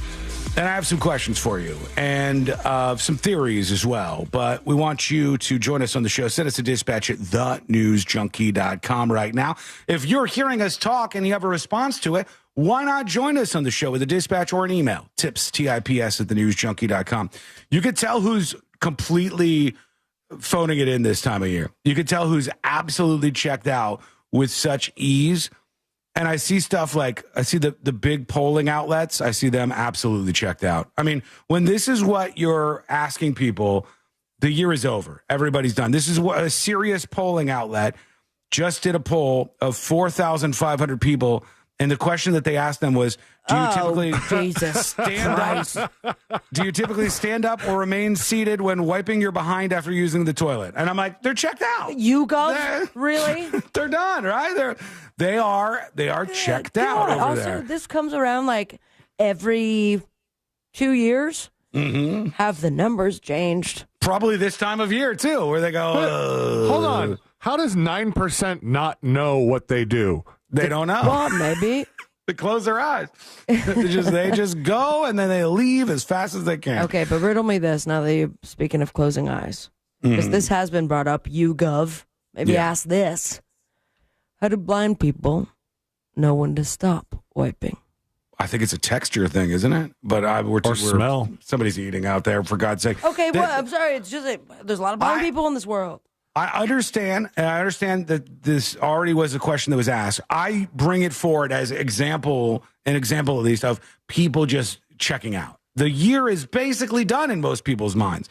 I've talked to people before who work at serious jobs, and they go, when December comes around, we don't schedule any meetings in December because no one does work. Nice. It's over. The work is over. Everybody's just pretending. So do you think for like a polling outlet like YouGov here, whereas when we take days off for holidays, we play reruns, we play best of, we play, previously aired material. Do you think this is their version of just going, ask the butt question again? Yeah. We'll just we'll rerun that wiping bit and see if the numbers have changed. Probably, but I mean, at this point, you can't come up with something a little bit more of a thinker? I like to think about it this way. I like to think about a daily pitch meeting at the polling company, and there's that one guy who keeps just pushing this. They're like, should we see what people think, Democrats versus Republicans? Should we ask how many people are planning on talking about politics at the Thanksgiving table? And then Dave just raises his hand slowly every meeting, and he's like, what about the poop thing? Yeah, you know why? Because he's part of the 9% of don't know, and he wants to find other people. I tried to get my friend who had a pretty, decently elevated marketing job at one of the major theme parks. Just be like, I want just every time you're in a meeting and you're going over what strategies you're using for this campaign, live broadcast with the News Junkie. Just hammer it in there. I want you to just, okay, we got this new ride that's opening, so we're going to do like a media blitz. We're going to do a lot of billboards, a lot of outdoor advertising, and a little bit of print and live broadcast with the News Junkie. Just say, has he done it? Jeremy, you literally that's your input every week. Same thing. Now, God bless Jeremy. Yeah. But we've got a few too many people who are just hitting the snooze button on the year. They're done with it. They say, and I agree with them on this front, like 2025 has flown by. I don't even know what happened, dog. Just a blur this year. And not for any reason in particular other than it just seems to have gone by extraordinarily fast. And I could see these people phoning it in like, here's another one from the same company. How Christmassy, if at all, do you currently feel? Okay. Just reading that makes me want to burn Christmas. Next. Come on. You still have a couple of weeks How Christmassy? What are the options? I can't read them from here. A very Christmassy, fairly Christmassy, not very Christmassy, not Christmassy at all, or... Don't know. So there was just like the wipers. Bigger chunk of people who don't know how they handle themselves after a poop than know whether or not they feel Christmassy. That's true. Yes. The 18 to 24 demographic in particular, it would seem, they don't know how Christmassy they feel. But this is what the polling outlets are up to over there. They are trying their best. Propose a poll right now. What would be a good, you didn't phone it in, people are going to be pleasantly surprised poll? I think I have one that would be good for next week, though. Oh, come on. I have a dumb one. Like dumber than Christmassy? Dumber, I think, yeah. Oh, that's not what I'm looking for here, bud. Maybe you disagree. Maybe you think this is a valuable question. But I started thinking the other day, which is a bad idea. And I was like, I wonder if there's any polling data on this, which is like nobody's questioning this but me. And I said, when I was little, when we had our Thanksgiving dinners and the whole family would gather around, my mom would go, Sean, it's time. And I'd be like, oh, yeah, I get all excited. Hooray. And I would get off the couch and I would go up to where my mom was, where she was preparing the turkey. And she'd be like, I got the wishbone. And we would do the wishbone and break the wishbone. And whoever got the larger side of it made a wish. And I said, I think that's done. I don't think anybody does this anymore. But you know why? And I want to see a poll. I would like to see the do poll the wishbone? I don't think that it's dumb. But two, I don't know if that many people this day and age understand that you can't do the pull and the wish until it's dried out. Yeah. If not, then it's just moist and someone has the advantage. It's just bending. It's or very just weird break. and uncomfortable. No one gets the wish and they feel weird. So great poll. C Lane. Okay, I have a poll for next week because we've already talked about whether or not the Thanksgiving holiday is going to heat up in conversation at the dinner table, if things are going to get political, not going to get. But my very simple question to people after Thanksgiving would be: did anybody at any point utter the word Epstein at your Thanksgiving dinner? Okay, that's a good one. Good pull. Good pull. Here's mine. All right. Do you fold or crumble your toilet paper before you use the Alternate. bathroom? Okay. How was that not a follow-up to the first one? I Really? know, I was How doing they a whole not- bit, man. Ooga. I understand what you were doing. I'm saying, how did they not ask that as a follow-up? How did they Because not go that's how out they are of 2025. They're like, Yeah. they don't even look at the results, I bet. We get that you're checked out polling people in the news world. We get it. We totally understand that. But if you steal one of the ideas that we just thrust forward here, the least you could do is credit us on the bottom of the poll. Yeah. Please, Yes. all right? Because you guys are hashtag out. or something. Yeah, like just Here's a poll. Do absolutely you out know of who the ideas. news junkie is? No, 0%. No, maybe it's don't know. Don't know 99%. Yeah. Oh. If you don't know, Now learn you more know. about the show. Learn more about Tom the Brady? show. Go over to the website, thenewsjunkie.com. That's where you can go. And while you're there, you can record a message, a video or audio dispatch to join us here on the show at thenewsjunkie.com. Quick break. When we come back, the next episode with Sabrina. What's coming up on the next episode? I'll tell ya. Do you like holiday movies? Do you like money? I have the slightly sus job for you. Martha Stewart is in a three-way, minus the sex, but not forgetting about Dre. Plus, you have 7 days to prepare yourselves for Whamageddon. All that and so much more coming up on the next episode. And that is coming up next on the News Junkie. Real radio is The Jim Colbert Show. Talk radio with a side of chaos. The Jim Colbert Show. Weekdays at 3 on Real Radio 104.1. From the Odoo.com Weather Center, Odoo.com, the only business software you will need. Hey there, I'm Fox 35 Storm Team meteorologist Brooks Garner with your Fox 35 Central Florida forecast. We've got a beautiful sunny day on the way today with a high of 83 degrees. The warm weather continuing through Wednesday before a cold front comes through on the eve of Thanksgiving, bringing some clouds. Hello, nurse. This report is sponsored by Valvoline Instant Oil Change. Football weekend, we're here to help keep you on the road and make sure your vehicle is game day ready with a Oh, Courtney's back. Instant Oil Change. I just heard her shut the doors. Starts here. Go to VIOC.com for money-saving coupons and to find a location near you. The next episode. Coming up next. Oh, hey. Hello? Hello? Hello?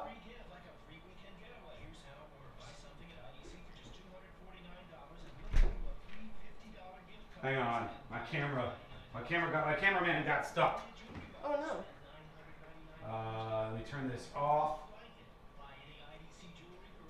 Turn this on. I think I fixed it. Are you kidding me? How did the grocery store go? I mean, it was full. But I feel like it's maybe people that don't cook go more often. I don't know. No one knew what they were trying to get. Were there a bunch of fools? Yeah.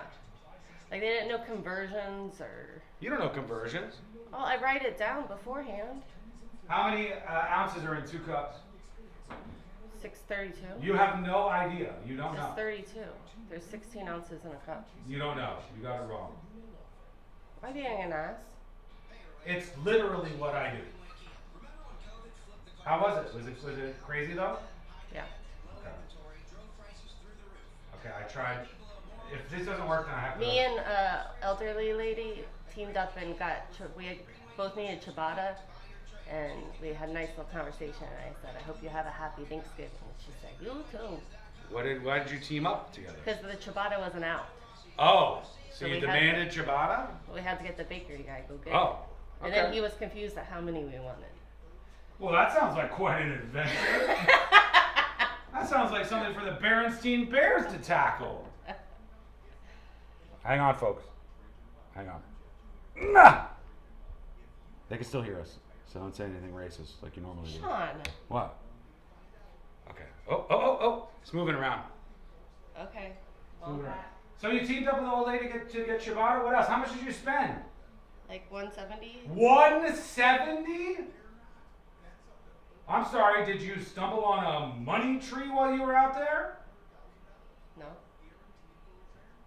Do me a favor.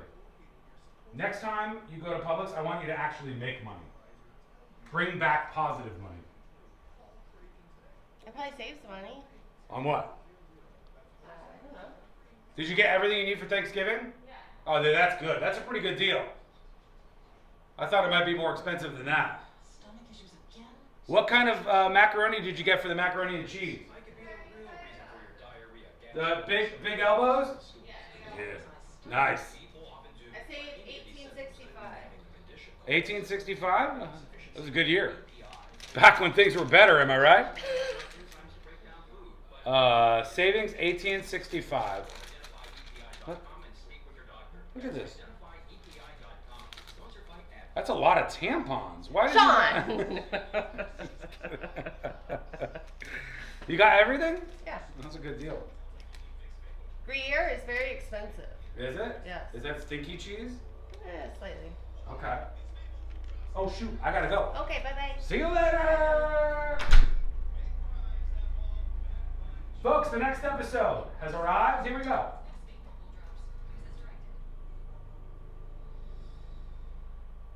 Vaporize that ball. That fun should have come with a penalty. Vaporize sore throat pain with Vicks VapoCool drops. Use as directed. Squeaks, jerks, and rattles? Your garage door's crying for Everdoor. For just $49, they'll tune up and shut down the noise. Trust Everdoor for smooth service. Book at everdoor.com. Everdoor, the garage door that lasts evermore.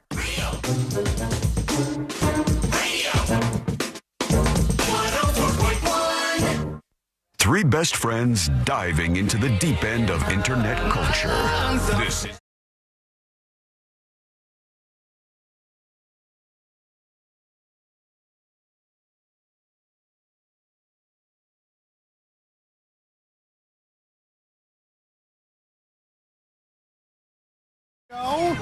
So good to have you as we have Thanksgiving right on the horizon here.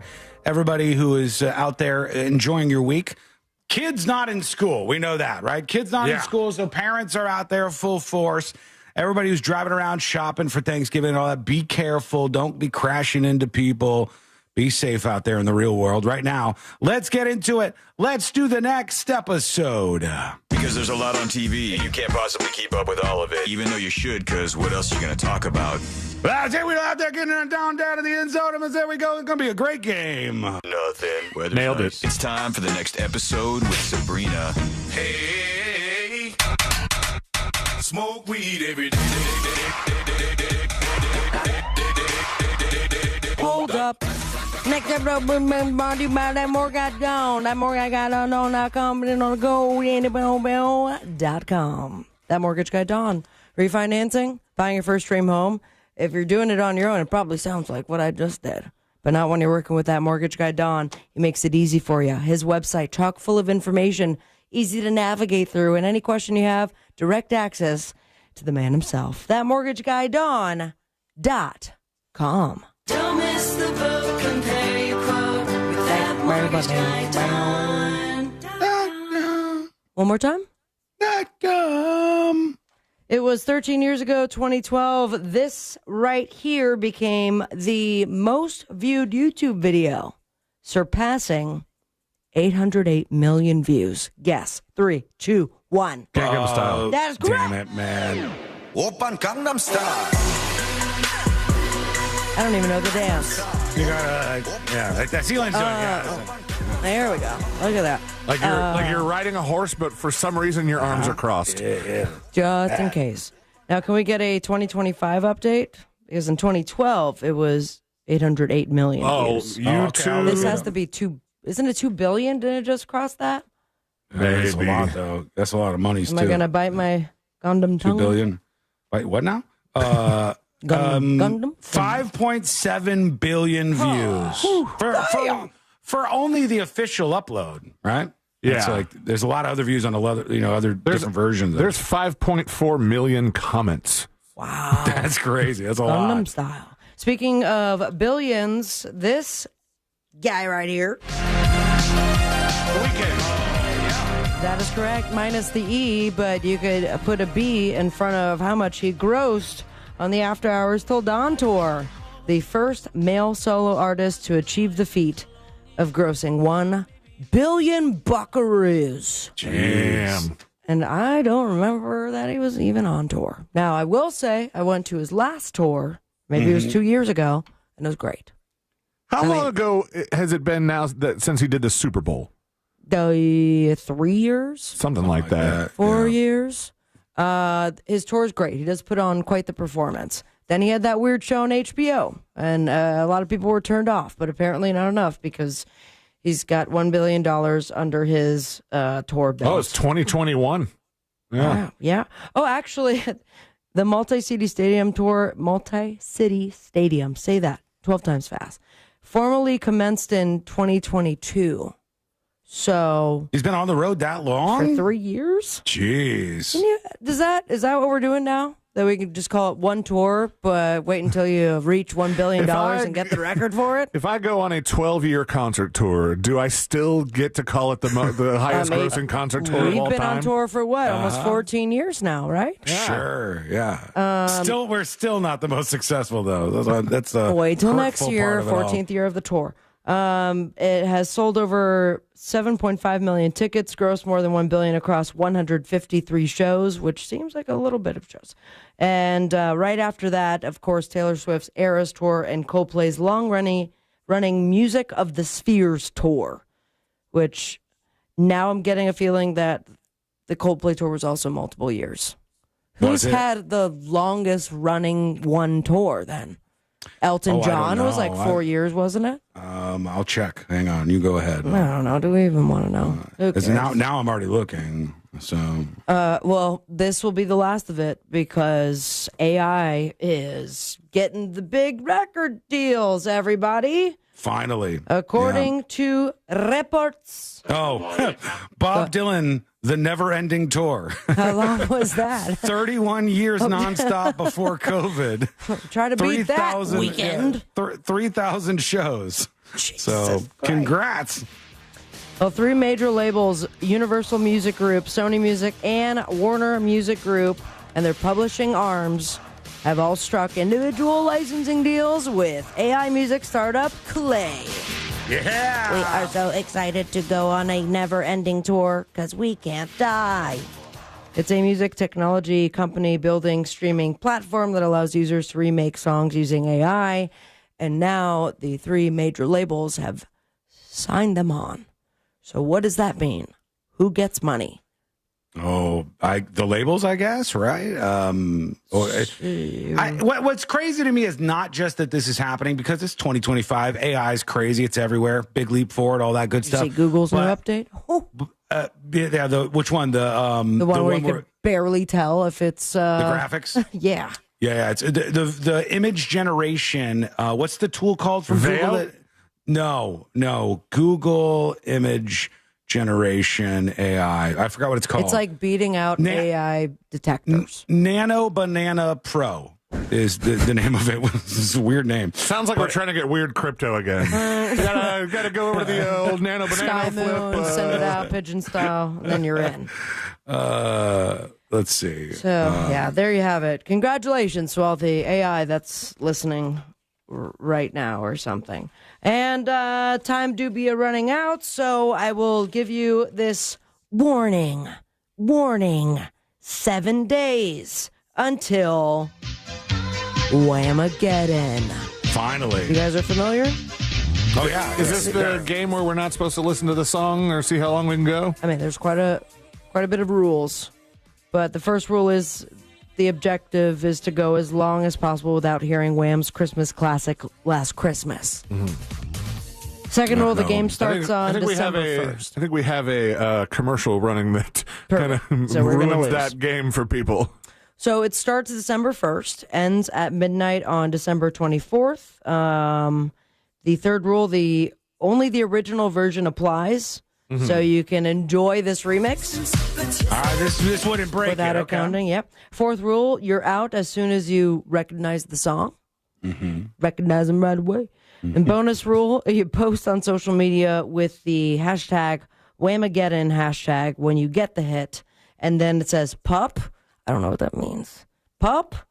Well, they can't stop you from deliberately sending your friends to Whamala, which I guess is the bad place. The intention is that this is a survival game, not a battle royale, so don't be a dick, MK. Damn. Wow. Good luck. On the boob tube, we got football, baby. 49ers and the Panthers. 90-minute Everybody Loves Raymond 30th anniversary reunion.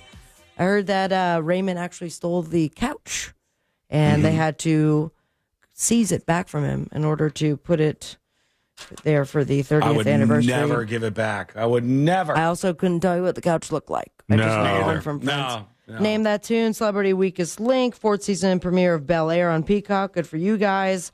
And you can catch Jim Gaffigan on Kimmel. Follow your dreams of me on Instagram at Sabrina Amber. Most importantly, say it with me, America. Smoke weed every day. Thank you, Sabrina. So I used that Nano Banana Pro.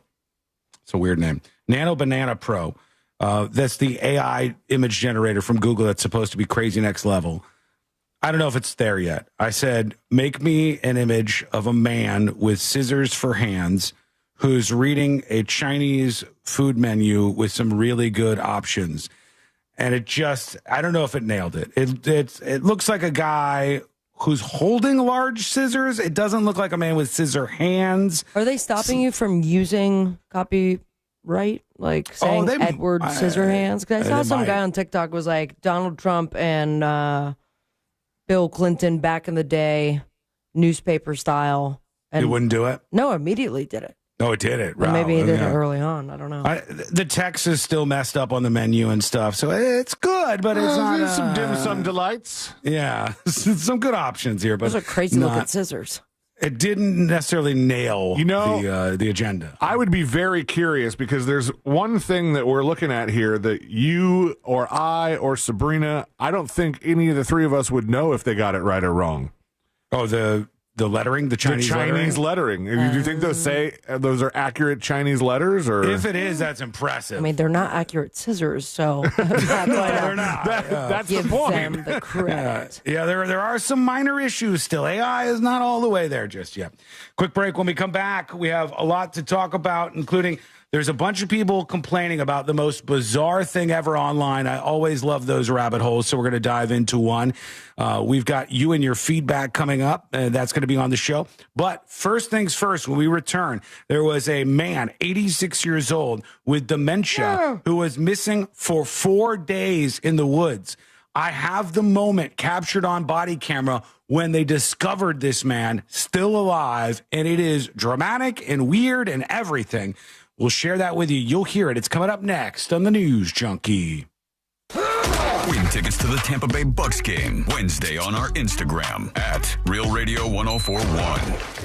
From the Clausman Law Traffic Center, car crash, call Clausman Law. ClausmanLaw.com. A disabled truck. Boom, boom, boom. Let me hear you say, way, oh, no. I'm going to put you up.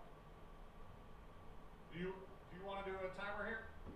Yes, sir. Let's please do a 12 Reno if we can. Oh, actually, we can do longer if we want, right? Yeah. Let's do 15. 15 it is. Putting you up. He's rushing me off. He's got to poop. I know when a man has to use the restroom. I can hear it in his voice.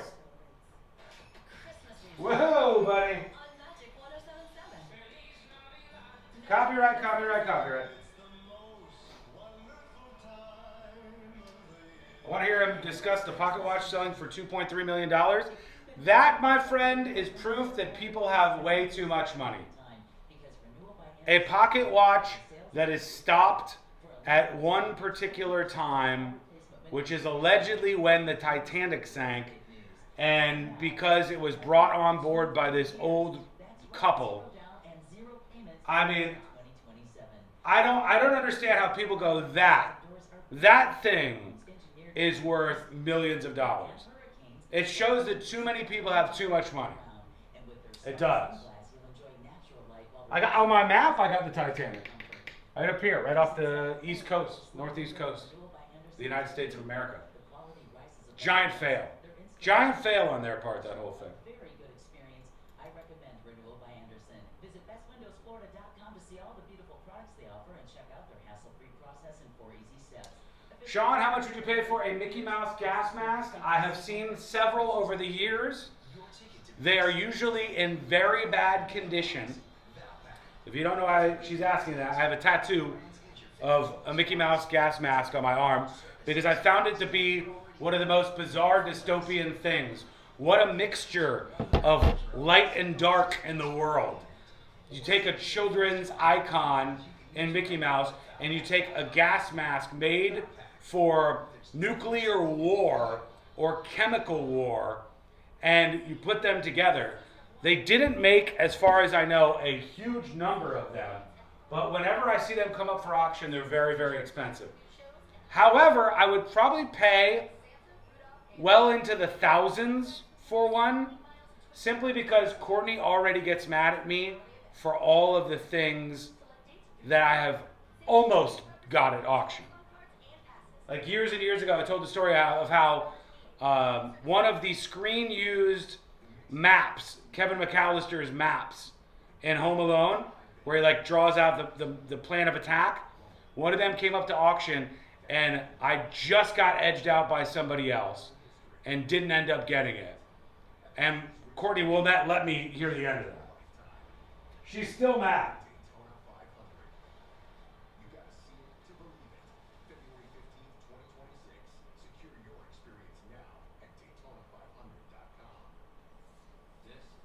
I'm not a Disney adult.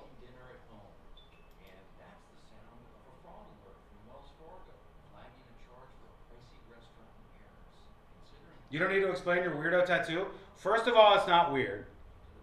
Second of all, kiss my ass. I will ban you so fast, you will be right behind Bootsy Moonshine. Right on the way out.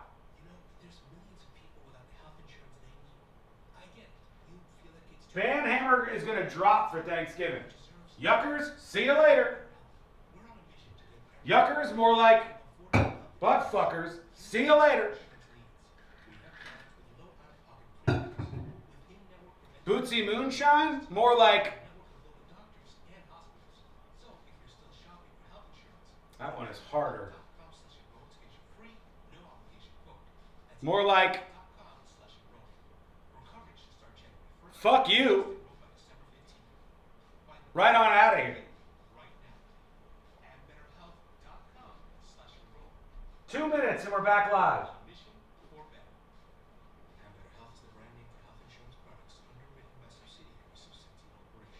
Hit subscribe if you're new around here. This show will keep you company every single day from 11 a.m. to 3 p.m. EST. We go over all things viral.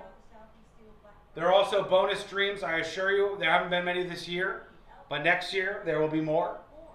There will also be a lot more videos published on the channel next year. Really been making some huge, huge gains in that world, and I'm excited for 2026. So subscribe or just hit that like button over there on YouTube, okay? 90 seconds. Sean needs a good massage to release all the anger. No. I've never had a massage, but I don't have pent-up anger. I don't at all. 1.2 million Beast Bucks. Some say in several countries in northeastern Africa, you can buy an entire village for that much Beast Bucks. No, you release your rage on us. I do not release my rage on you. Actually, that's not true. I do sometimes release my rage on chat. Yes, from time to time, when people step out of line, when there needs to be some sort of reaction, I'll do it. But for right now, we're coming back, baby. An old man found by police. The body cam footage, incredible. Do not miss this. Here we go.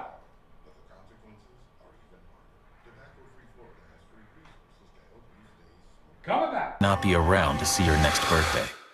Quitting tobacco is hard, but the consequences are even harder. Tobacco-Free Florida has free resources to help you stay smoke-free. You may be eligible to receive free nicotine patches, gum, or lozenges. Call 1-877-YOU-CAN now or visit tobaccofreeflorida.com. Do you have AC needs? Turn to the experts at Carrier. Go to millsair.com. Broadcasting live from the JustCallMo.com studios. Injured on the go? Just call Mo. Visit JustCallMo.com or dial 1-800-CALL-MO. This is WTKS-FM HD1 Cocoa Beach, Orlando. An iHeartRadio station. Guaranteed human. Real Radio 104.1. Forever at the crossroads between viral news and total chaos.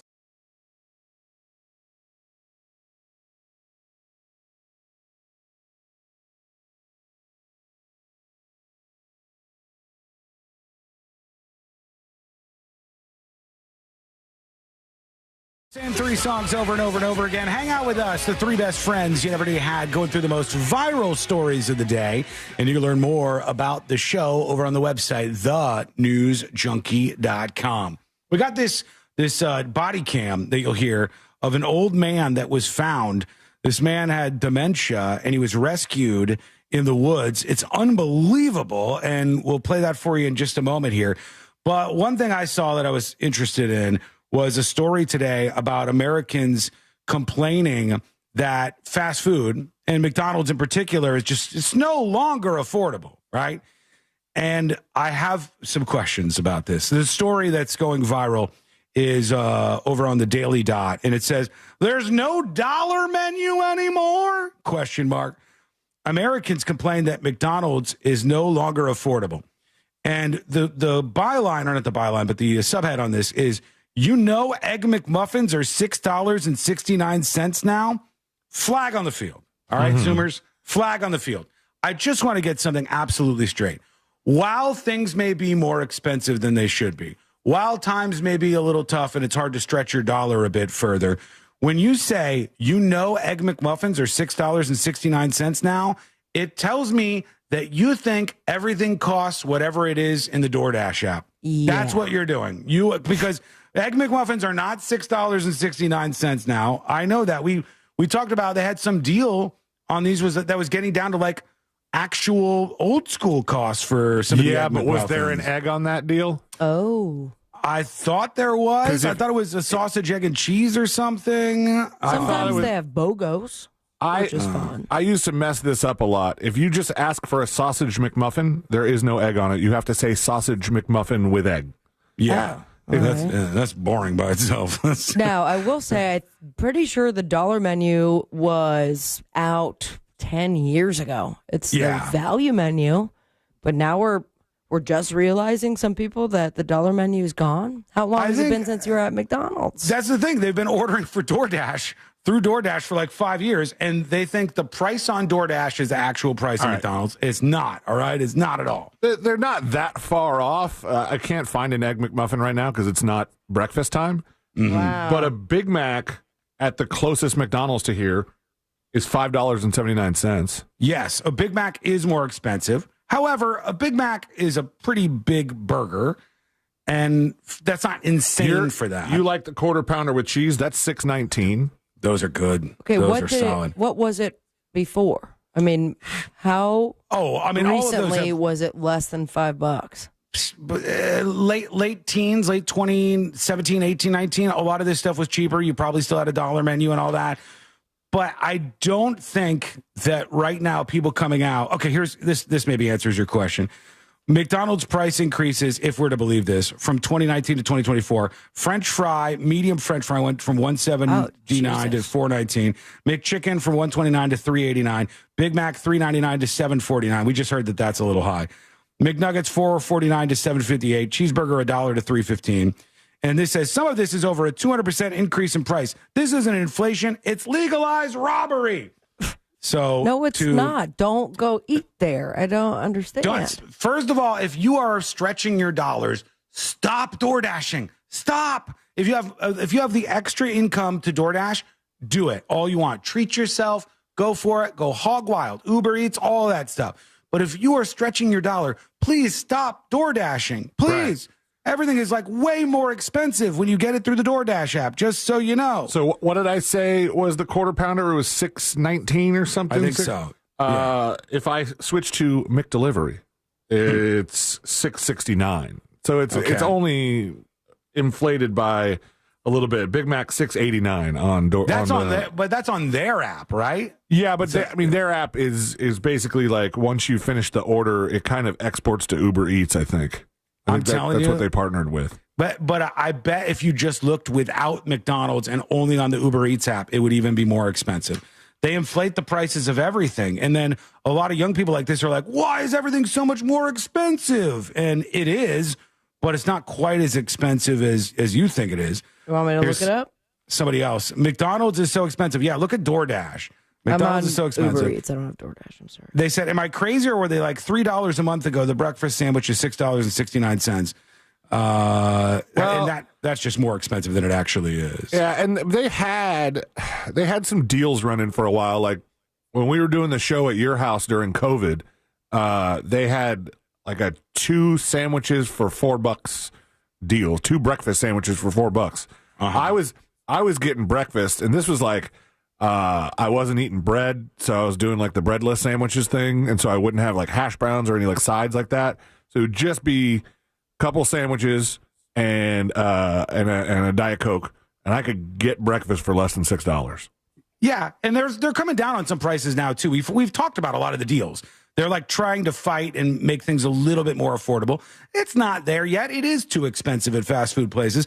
That's why they have comments like this. Fast food was supposed to be the cheap backup meal, and now it costs almost like a diner, this person said. And this is part of this like overall meme where people are talking about how expensive it is. Well, yes. You have inflation.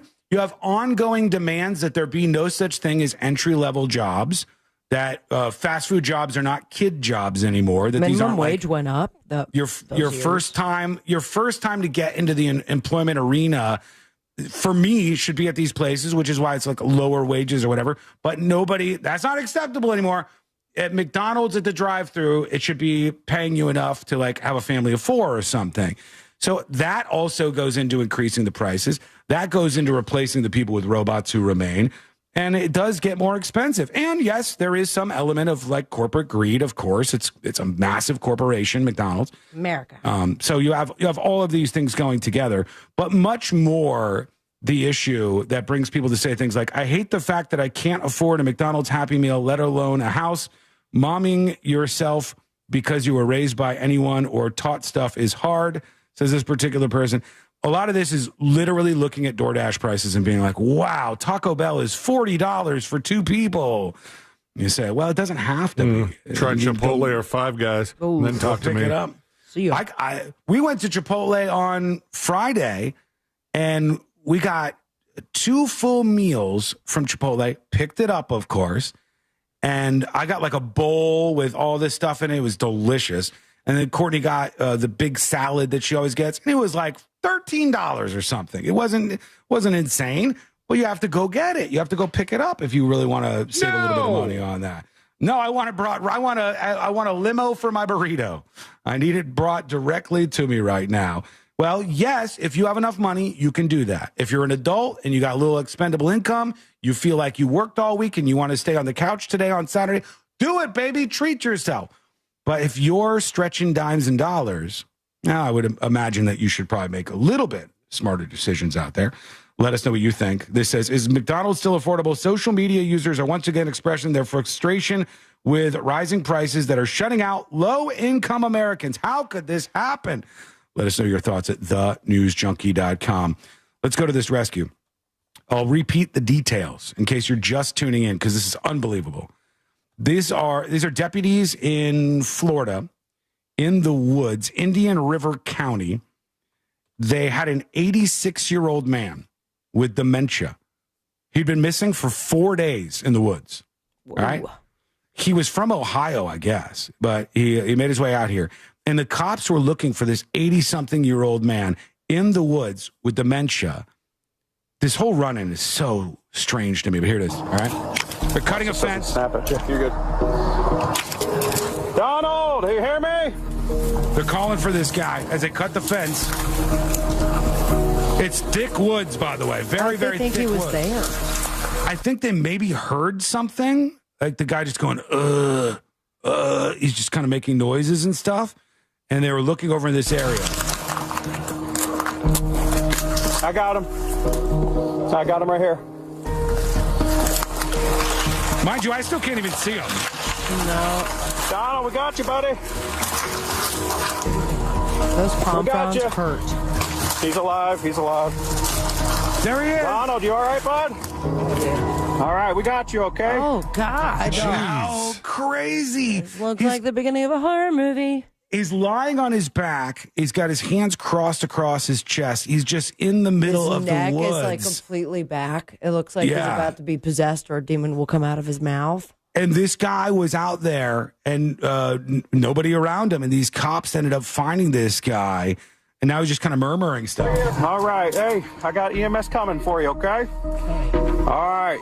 You made it. Oh, maybe that's how they found him. They just showed a heat signature from like a drone or something, which, that might be been how they found him. Great job. Yes, please. Poor guy. He has dementia, remember? And so he's like, you got water at all? You ever got water? I see him moving, so it was like. He put most of the stuff down. All right, there you go. They got this guy in Indian River County, Florida, 86-year-old man with dementia. God, how did he end up there? He was missing for almost 4 days, Sabrina, in the dense Florida woods, and they weren't exaggerating. He was like, they were crawling through it out there in this territory. That's good cop information right there. This is a crazy technology too, man. Like just well, and thank God for it. They would have never found him if not, right? No, he was just laying there because nobody is around. Obviously, it's overgrown brush. It's not like somebody would have been hiking through and found the old guy. That's insane. Yeah, and we'll never know. Tragic. But what's dementia brain?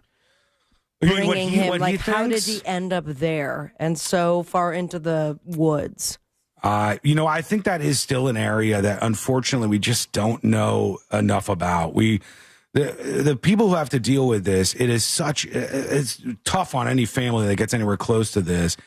Thankfully, they found this guy. I'll put that up on See It Now during the break, and I got one more for you while we're rolling these out.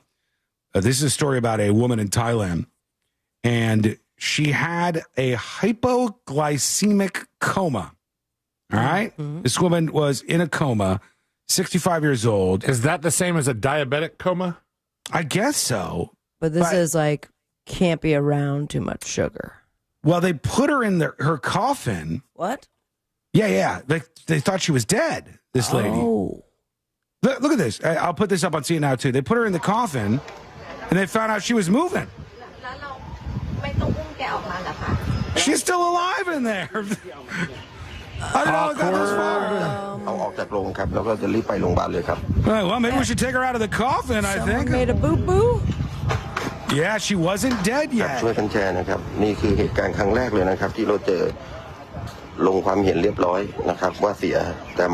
took her out of the coffin, and they had to put her back into the ambulance. Can't be that hard to determine if someone's dead or not. They didn't know. In this case, they had not sorted it out. This is why they used to put like bells inside of coffins, like a little bell, because ding, ding, people ding. were so worried about.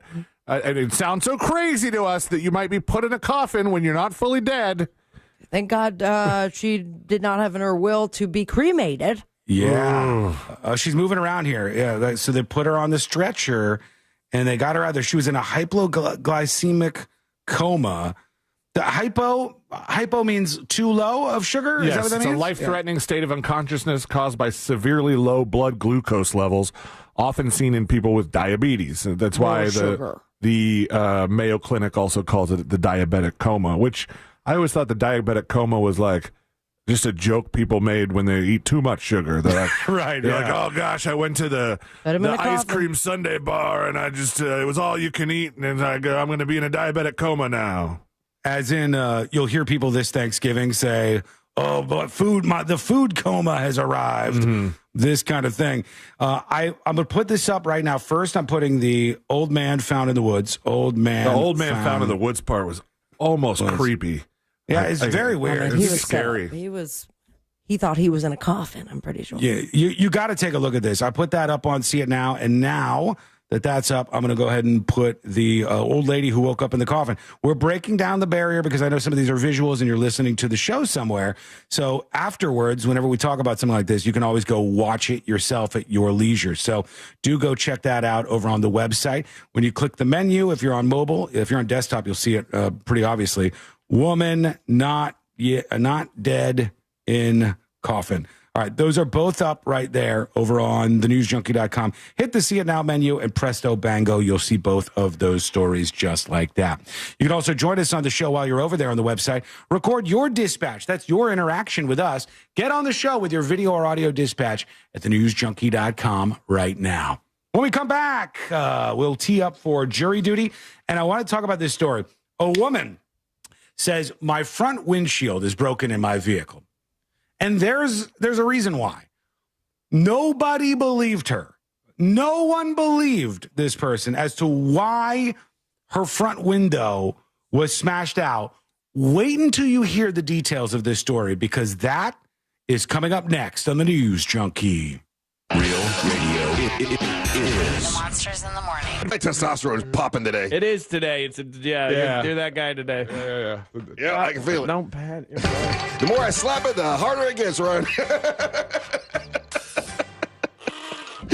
I like to look him in the eye when I say stuff like that, too. Look at you. The Monsters in the morning. Real radio 104.1. From the Odoo.com Traffic Center. Odoo.com, the only business software you will need.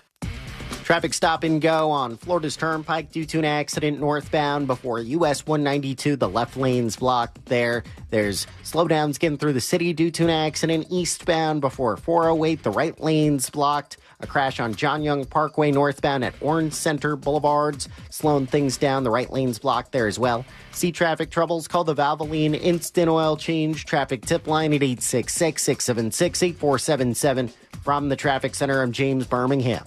This report is sponsored by Straight Talk Wireless. Don't let data limits hold you back from being the gift master in the family group chat. Switch to Straight Talk Wireless and get real unlimited data on Verizon's 5G network. Straight Talk, available at straighttalk.com or Walmart. Hey, you. Yeah, you. The moment you've been waiting for all year, it's here. The McRib is back at McDonald's. No more dating. Hey, you. Welcome behind the scenes. Scumbag is on. We are, believe it or not, closing in on Power Hour. Short week. Only Monday and Tuesday shows. But boy, is it going to be fun. A woman who says, 911, my emergency is that something just fell through the front window, the windshield of my vehicle. Wait till you hear what went down, because this story is so unbelievable. You got to see it for yourself. You got to see it for yourself here in the world's most viral newsroom.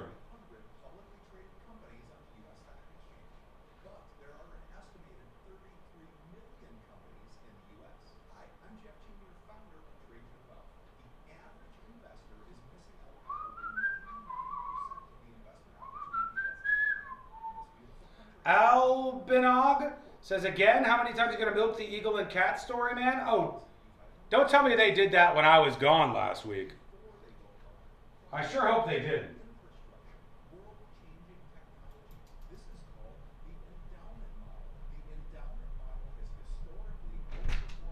Hello?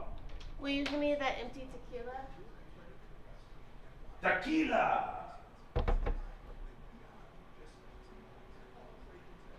Espalón. Thank you. Thank you.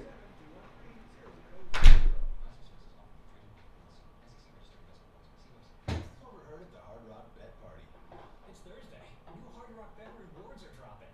Nice. And Reed, you in? The only thing I drop is receivers and mics. And we're talking bonus bets, deposit matches, parlay insurance. Hey, Zach, how are you? You guys have already heard this story? It's toast. I'll do it fast. I got the 911 call if you haven't heard it.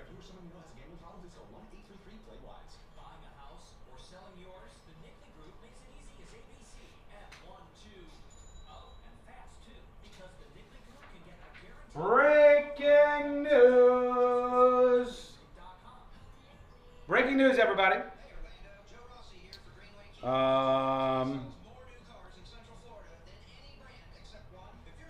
A U.S. judge has thrown out the cases against James Comey and Letitia James, saying that the Attorney General, or the prosecutor rather, was illegally appointed by the DOJ.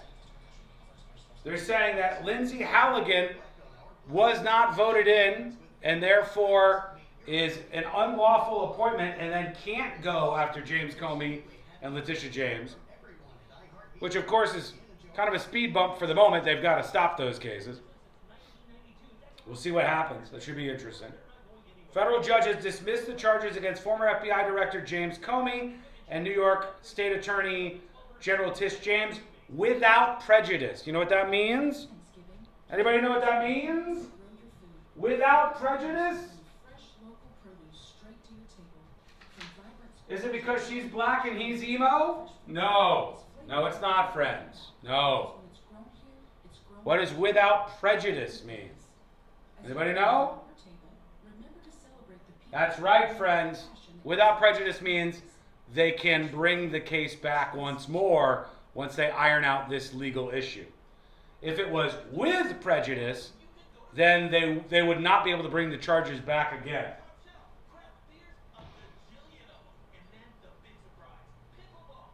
"90 seconds and we're coming back live."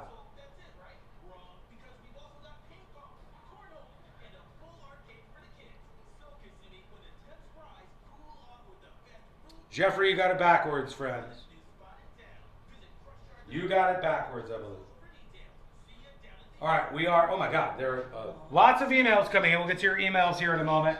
We'll get to more feedback and dispatches. And we'll get to, I want you to participate in something in just a moment, okay? For our power hour today.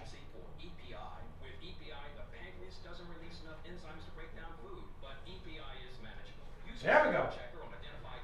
Exocrine pancreatic insufficiency, or EPI. With EPI, the pancreas doesn't release enough enzymes to break down food, but EPI is manageable. Use the symptom checker on identifyepi.com and speak with your doctor. That's identifyepi.com. Sponsored by AbbVie. On this week's episode of The Next Chapter, I, T.D. Jakes, get to sit down with Oprah Winfrey, a media mogul, philanthropist, and global trailblazer. I could feel inside myself at 4 or 5 years old, looking through the screen on the back porch, that this is not going to be my life.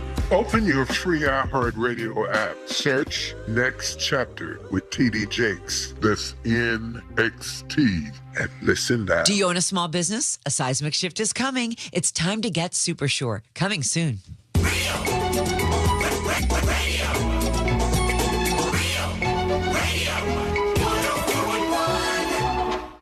Home of the world famous game of magnets.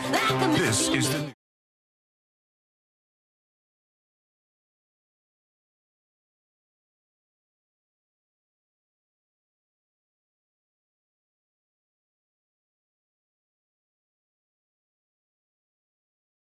Many not even working right now, just taking the whole damn week off. But for those of us who must trudge forward and work at least a couple of days this week. Let's have some fun together as always on the show. Join us with an email, tips@thenewsjunkie.com. So Did funny I miss? that, go ahead.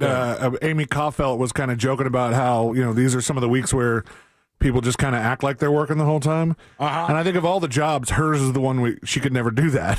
No, you can't pretend on the news. Yeah, no. It's on her news. No. No. It's not like, the people that have to buy those special things you put your mouse on to keep it moving, so that their bosses think that they're actually, they put some like alarm if there's too much inactivity.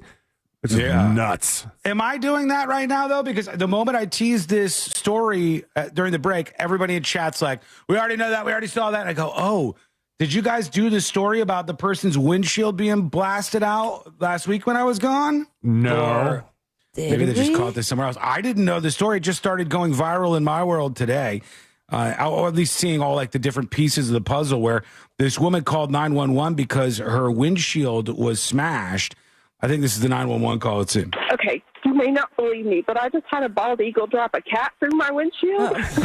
And it absolutely We did shattered not my do windshield. this story.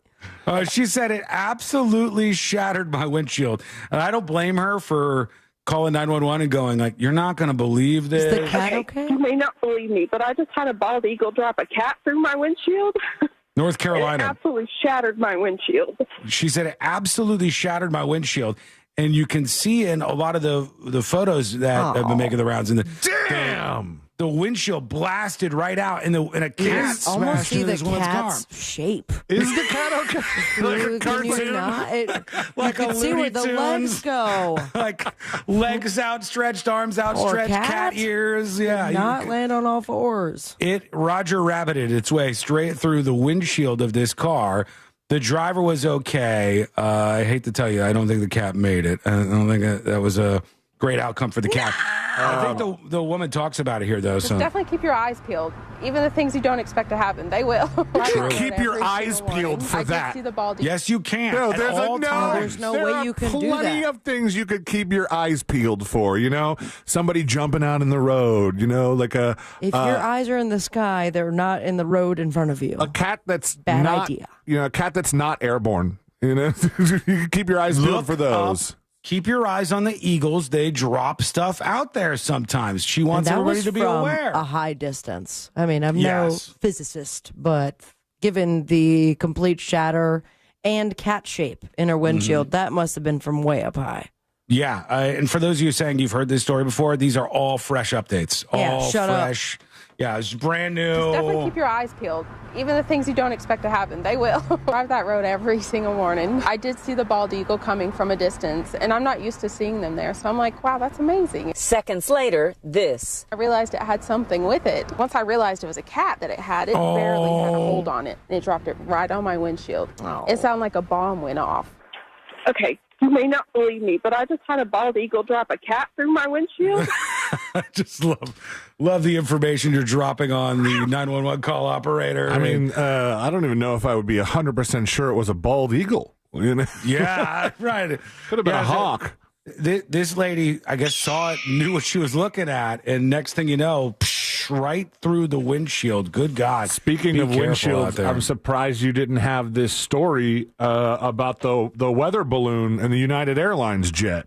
Well, is it old? Because if we do two oldos in a row, we are. It says it was published November 22nd. So did the story I read. Over the weekend. What is this? What is this from the Old Testament, Sean? What are you giving us this news Now, for? it does say it happened last month, but it was published over the weekend.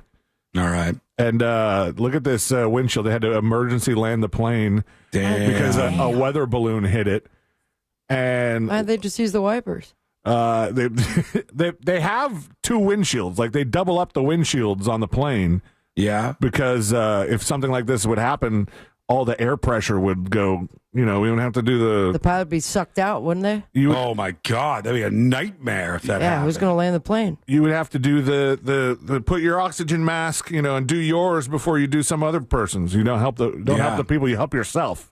God, speaking of this, Courtney saw this thing, and she's like, oh, I wonder if Sealand would want this. And I said, we're not getting this for him. Did you see this? Thanks for thinking of me, Courtney. No way in hell, but let's tease him with the image on his computer screen. Go on. Hang on. Just give me a chance to explain. No, over my dead body will we get this for C-Lane. It makes he it would sound love as it if too much. in my household, Courtney is constantly mentioning, like, maybe Sabrina would like this or C-Lane would No like this. way And I'm in like, hell. no. I just have like a whammy button I hit, and you're never getting that.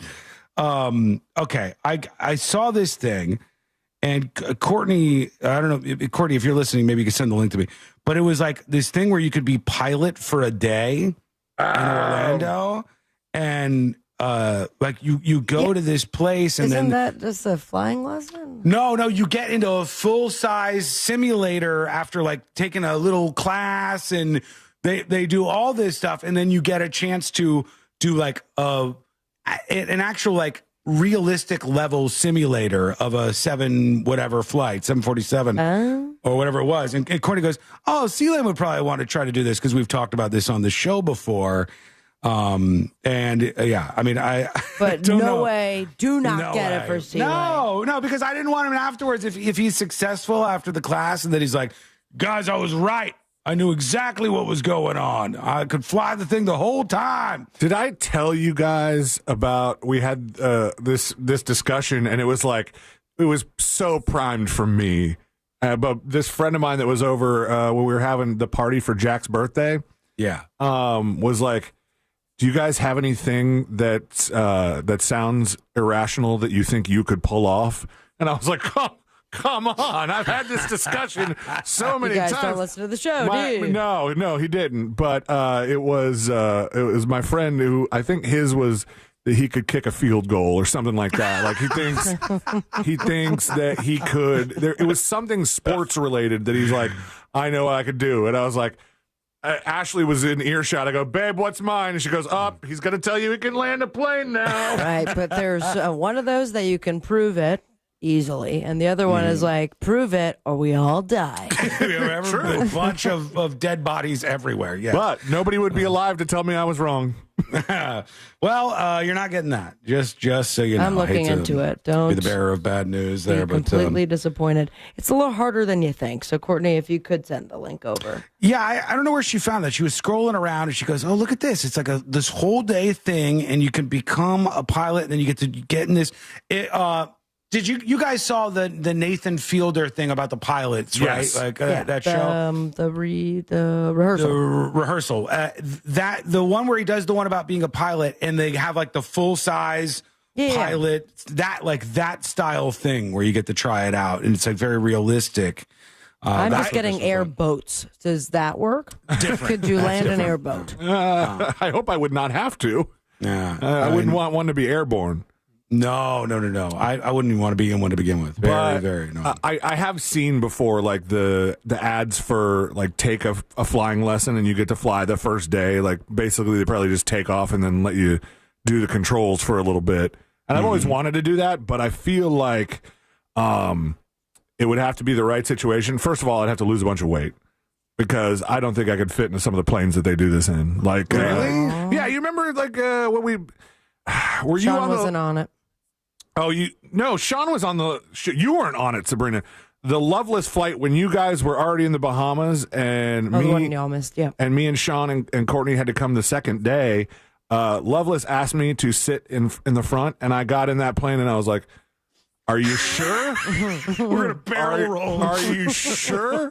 and he took one look at how never mind how compressed I was into this little plane. Did they just strap you to the roof after that? And might as well have. But no, let's be honest. On this private plane that we were on, there were no big comfy seats at all. There were none to be seen. But the ones that weren't in the cockpit had a lot more leg room than I would be dealing with. Which definitely I found out is also the case at old theaters on Broadway. Oh, really? The seats are a little not tight? built for me. Not at all. Oh, it's probably like the same seats from the 50s and 60s and stuff. Humans are way bigger. The world is way different these days. I have some good news for everybody. And you got the flight simulator thing for C-Lane. No, I did not. No, No, but I'm always thinking that the world of politics needs some new, fresh life. That we need some new, fresh blood pumping through the veins of the congressional system. And finally, there's somebody out there who's running for office. Somebody who has some name recognition. I thought this guy was dead. Who we all have known at some point in time. Richard Simmons. The ShamWow guy is running for office, everybody. What office? He's not. No, for realsies. This guy, the ShamWow dude. It's Vince with ShamWow. You'll be saying wow every time you use this towel. It's like a chamois, it's like a towel, it's like a sponge. A regular towel doesn't work wet. This works wet or dry. This is for the house. 30 years the old, car, which the is boat, wild. The RV. He had that. He had the slap chop, I think. Yeah, you're going to love what it does to your nuts. And then a bit of a drug thing, huh? A bit of a hooker drug thing, yeah. Vince ShamWow Offer, his name is Vince Offer, Vince ShamWow Offer, has filed to run for U.S. Congress as a Republican in Texas. His name is Offer Shlomi. Yes.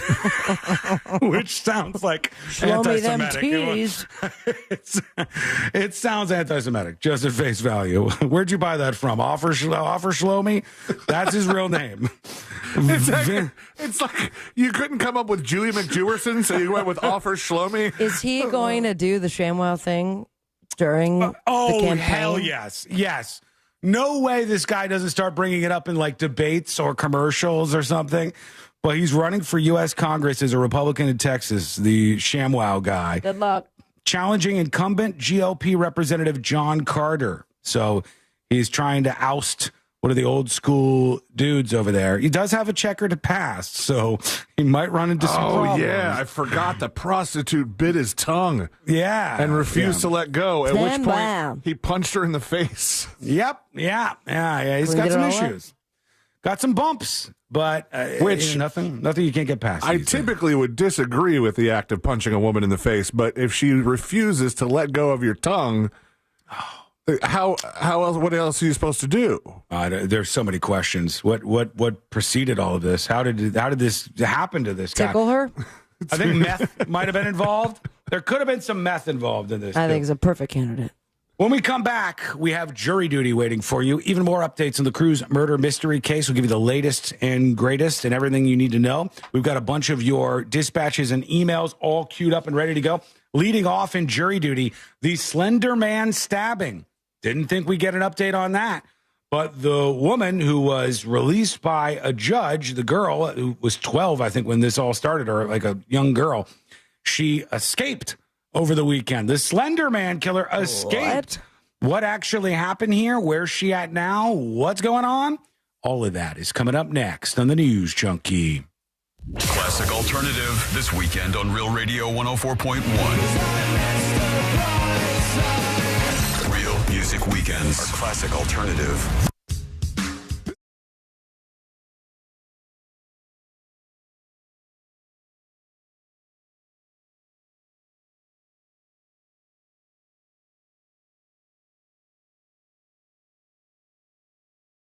Yesterday, the Jaguars in overtime outlasted the Cardinals. Cam Little's 52-yard field goal in OT proved to be the game winner.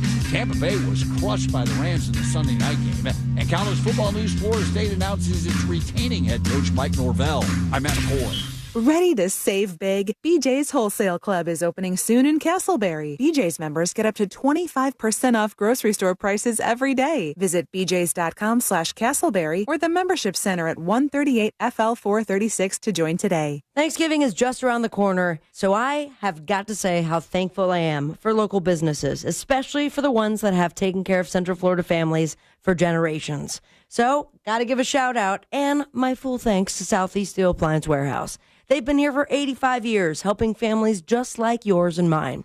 Right now, their Black Friday specials are incredible. Big savings on GE, LG, Frigidaire, KitchenAid, and more. Whether you're replacing something that finally gave out or upgrading the whole kitchen. Hey, ladies! Central Florida for 85 years. Tom Sabrina from the News Junkie sent you. Welcome in, everybody.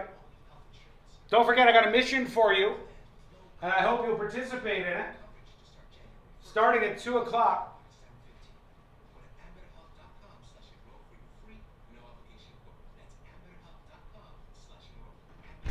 Hello? Hey, I can't find it. Can't find what? Oh, the airplane thing? Yeah. Yeah, we're way past that. You really dropped the ball there. Well, it was an ad on my Instagram. And your segment producer job has been pulled away from you. Okay. You're Nice. not doing that anymore. Can I collect unemployment? No, you can't collect unemployment. You can't collect $200, and you can't pass go. Don't do that. You're going to blow their ears out. I dare you. No. I dare you. Do it. No. Let them see the power of a Dyson. They don't know. They don't know the Dyson power. Let me see. You guys want to see something gross? What? Why is sports gross? This is how you can get to know somebody. Look at the stuff in our Dyson. What is this? Styrofoam from your computer? Oh, that's not that gross. Don't do that, you ass. Don't call me an ass. Ass. Apologize or I'm going to do it again. Here you go. I don't want these things. I don't want this. Too bad. Okay, here. You're a lunatic. You're a lunatic. Sucker. 3 minutes and we're back live, baby. Quick question, chat.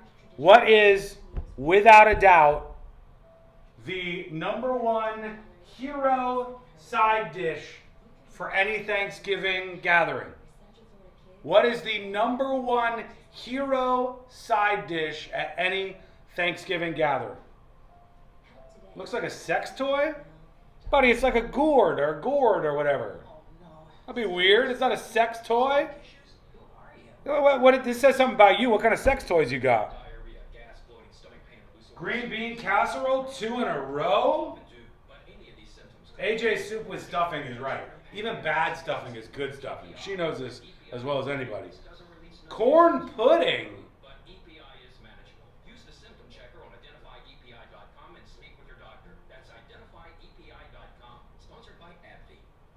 Maybe. AA Hizzle says mashed potatoes, and here's the real thing. Everybody misses this. The rolls. The rolls are the best thing, without a shadow of a doubt. Roll, little butter on it, got yourself a stew going. That is the best. Scalloped corn. I'm bringing Red Lobster biscuits. Oof, those are good too. Green beans, not casserole though, just really good green beans. I mean, there's a lot of good options here. But the real winner is, if you want to have a great Thanksgiving, this is just between you and me.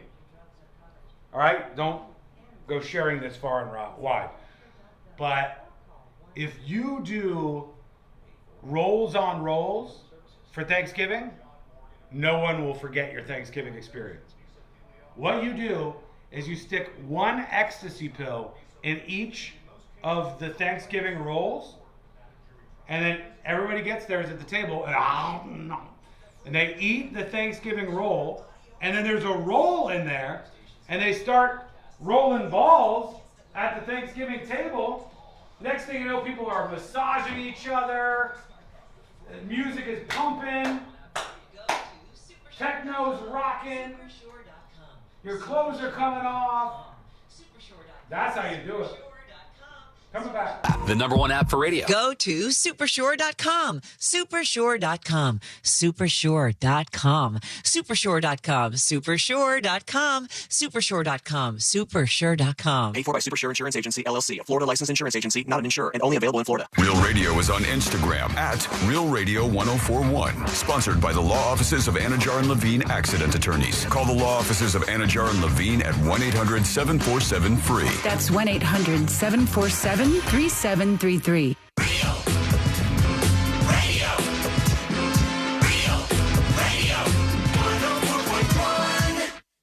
He's smiling, and that alone should scare you.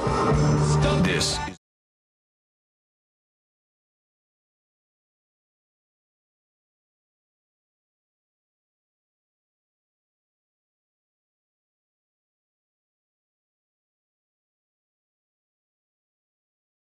us in just a moment, and we'll get to jury duty. Jury duty is on the horizon just moments from right now, including the Slender Man case. I didn't think we'd get an update on that, but it looks like we actually will. I'm sorry. Bless you. I try my best to fight that back. I did everything I could. Slender Man. It's difficult. I apologize. All right. Okay. I feel like two more are coming. One more? No, that's all I got. I'm kind of seeing stars a little bit just from that one. That was enough for me. But R.I.P. to Jimmy Cliff, the reggae icon. No. Dead today. I can see clearly now. He is. I know the harder they come. I know Fatality. that. The harder they come, the harder they fall, one and all. You can get it if you really want. I don't know if I think I know that. Cliffhanger was one of his songs, best reggae recording in 1986, and his best reggae album 2013 with Rebirth. The harder they come. Yeah, that's the one that I know the most from him. But I feel like more than you knowing Jimmy Cliff, you'll probably know a ton of people who were inspired by him. Like, I don't know that we would have had the modern ska movement of the 1990s, early 2000s without somebody like Jimmy Cliff. I didn't even know he was still around. Was he in the public eye the last 20 years? I don't know if he was touring or not still, but reggae legend Jimmy Cliff, dead, unfortunately. You know, I can see clearly now. I know the song, but is that... was he the only first one in the system? He recorded that, and it's pretty. His version is very popular, but he didn't write it. Or Johnny Nash wrote it. Okay, all right, but he's the one who made it famous. Yeah, I think his version was the one that was on the soundtrack of Cool Runnings. So that one put you know this one in a lot of people's ears. Yeah, this is classic, man. So you probably don't know the name, but I'm sure we're.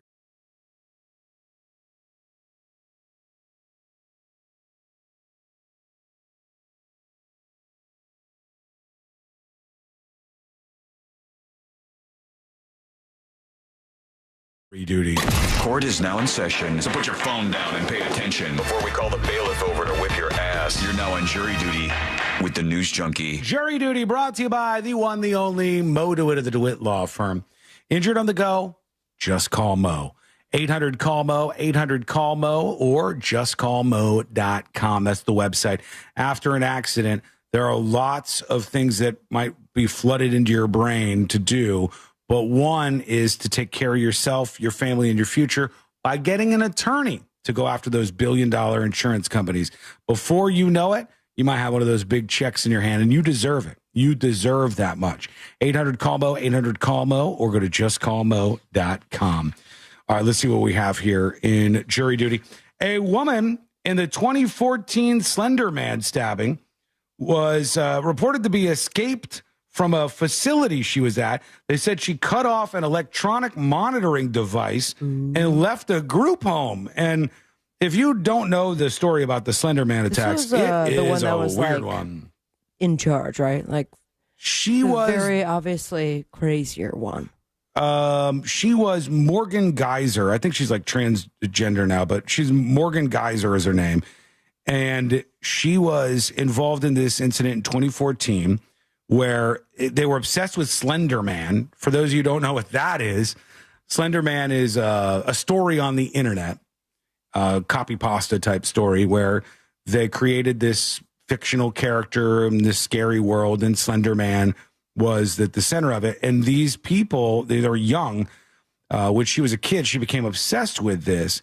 And they were like in 8th grade, 7th or 8th grade? They were young. The girl they attacked, I think, was 12. It says a Wisconsin woman who admitted to nearly stabbing a classmate to death at age 12 to please the online horror character Slender Man has been found in Illinois after she cut off an ankle monitoring device and left a group home. Madison police issued an alert on Sunday for Morgan Geyser, and she left with an adult acquaintance, they said. She was taken into custody and found at a truck stop in Posen, Illinois, about 25 miles south of Chicago. And they said she was found with a 42-year-old man who was charged with criminal trespassing and obstructing identification, according to police. I've not heard of that one. Is that like just giving a fake ID, maybe? Obstructing identification. How did they get in touch with each other? I don't know. This says Geyser was placed in a group home this year after being granted conditional release from a mental health institute. She was sent to the psychiatric Winnebago institute. Mental Health Institute. Yeah, Winnebago Mental Health Institute. Sounds like a more fun place than it is. Yeah, she was sent to the Psychiatric Institute in 2018 after pleading guilty to attempted first-degree intentional homicide in a deal with prosecutors to avoid prison. The stabbing happened in 2014. Her attorney said, "I don't know what happened, but she should turn herself in." So she was missing for about 12 hours, and now they've got her back in custody. And pretty wild story if you're not aware, but she's still out there making some headlines even to this moment. And the other update in the 2025 story about the cruise murder mystery on the Carnival cruise ship, we're still in this weird vacuum of news, but we talked earlier, the grandparents of this woman, this 18-year-old who died on the cruise ship, they came out with a lot of information about Anna Kepner's death. They said, and this was the weirdest thing, the grandma said in the interview that she was on the phone when the stepson, who's accused of doing this, was being interviewed by the FBI. So maybe because he's a minor, they let the parents or whatever listen in, and the grandparents listen in. Is that the relative he was staying with? I'm not getting a vibe given the ABC interview that it was, but we did hear he went right to the hospital and then was staying with a relative. Yes. Staying with a different relative than he was on the cruise with at that time. But maybe they let other people listen in on the FBI questioning. And the grandma said she listened in and he said, "I don't remember any of it. I have no memories of what happened in that cruise cabin. I just can't think of what went down." Whilst grandma says he must have held this 18-year-old Anna Kepner in an arm bar, and they believe that she was choked out that way. Maid later discovered the body underneath the bed in the cabin. Still looking for more info on that story, but a very interesting one that we're following.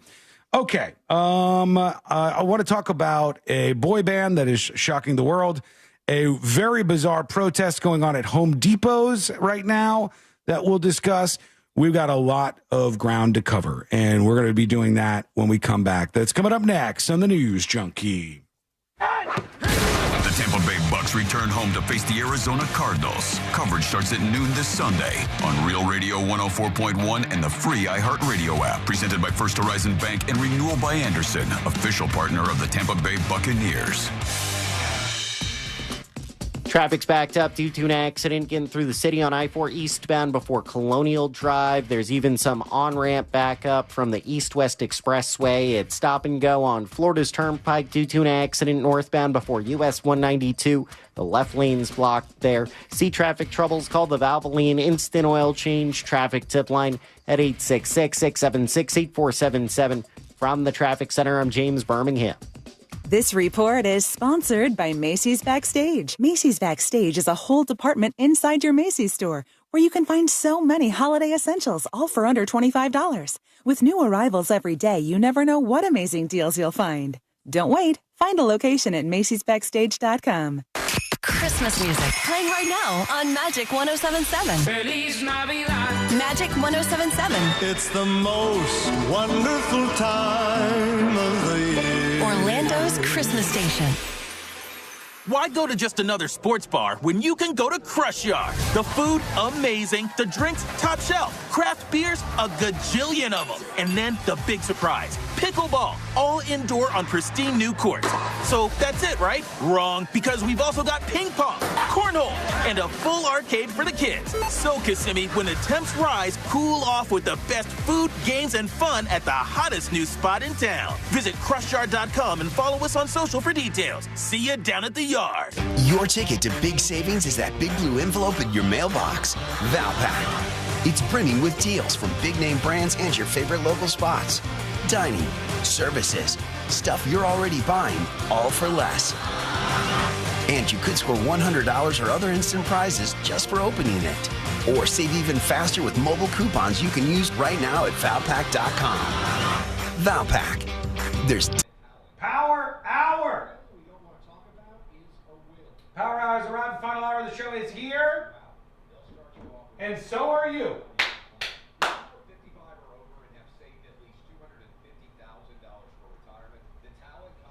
Folks, now is the time for participation. I want to see you be the first among the people to participate in something we're going to start doing in the power hour of the show, which is Rate My Blank. Rate My Blank. A dispatch competition.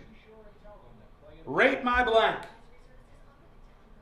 And for today, in Rate My Blank, I want a photo of your office right now. That's right. For Rate My Blank, I want a photo for your office or whatever space you're considering an office right now. Send a photo dispatch. Just go to thenewsjunkie.com, hit the photo dispatch button right on the homepage, and snap a photo of your office right now. I want to see it. We're going to rate the submissions, and we will choose a winner for Rate My Blank. It is a perfect week to start something new. It's a test. It's called a test, Dan. I can't. HIPAA? Don't care. We're busting through HIPAA. HIPAA is out the window. Rate My Office. Whatever space you're calling an office today, I want you to go to thenewsjunkie.com, take a picture, and upload it as a dispatch, a photo dispatch. I want to see what you got. Yuckers, if your car is indeed your office today, that can be your entry. But there will be one winner. I can't. Government? Too bad. Just take a snapshot. Wherever you are right now, I want to see your office. We're going to examine your office in these photos. We'll pick the one we like the best. It'll be the winner of Rate My Blank. Submit your office photo right now at thenewsjunkie.com. Send it as a photo dispatch. 90 seconds, everybody. It's a car that I acquired by totally legal means. Boy, that almost makes me think that you didn't acquire it by totally legal means. F the government, no excuse. True. True. Let's see that office, baby. Let's see what your office looks like. Open up your orifice and let us judge. Rate My Blank, Office Edition. Rate My Office. Send yours now as a photo dispatch right now at thenewsjunkie.com.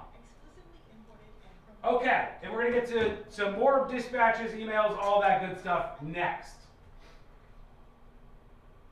Plus, we got a horny teddy bear on the line. A whole lot more.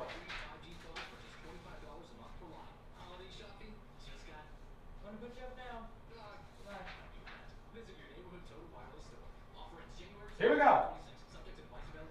Per line. Holiday shopping just got easier. Now, what you should get your dog, we can't help you with that. Visit your neighborhood Total Wireless store. Offer ends January 7, 2026. Subject to device availability. Device taxes and fees may apply. Requires new activation on a Total Base 5G unlimited plan. Port in and ID verification requirements vary by device. Limit to 4 devices per account. Rankings based on Root Metrics United States Root Score Report dated first half 2025. Your results may vary. Do you own a small business? A seismic shift is coming. It's time to get super sure.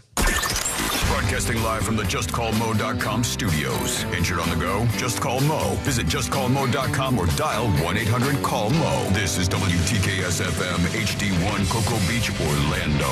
An iHeartRadio station. Guaranteed human.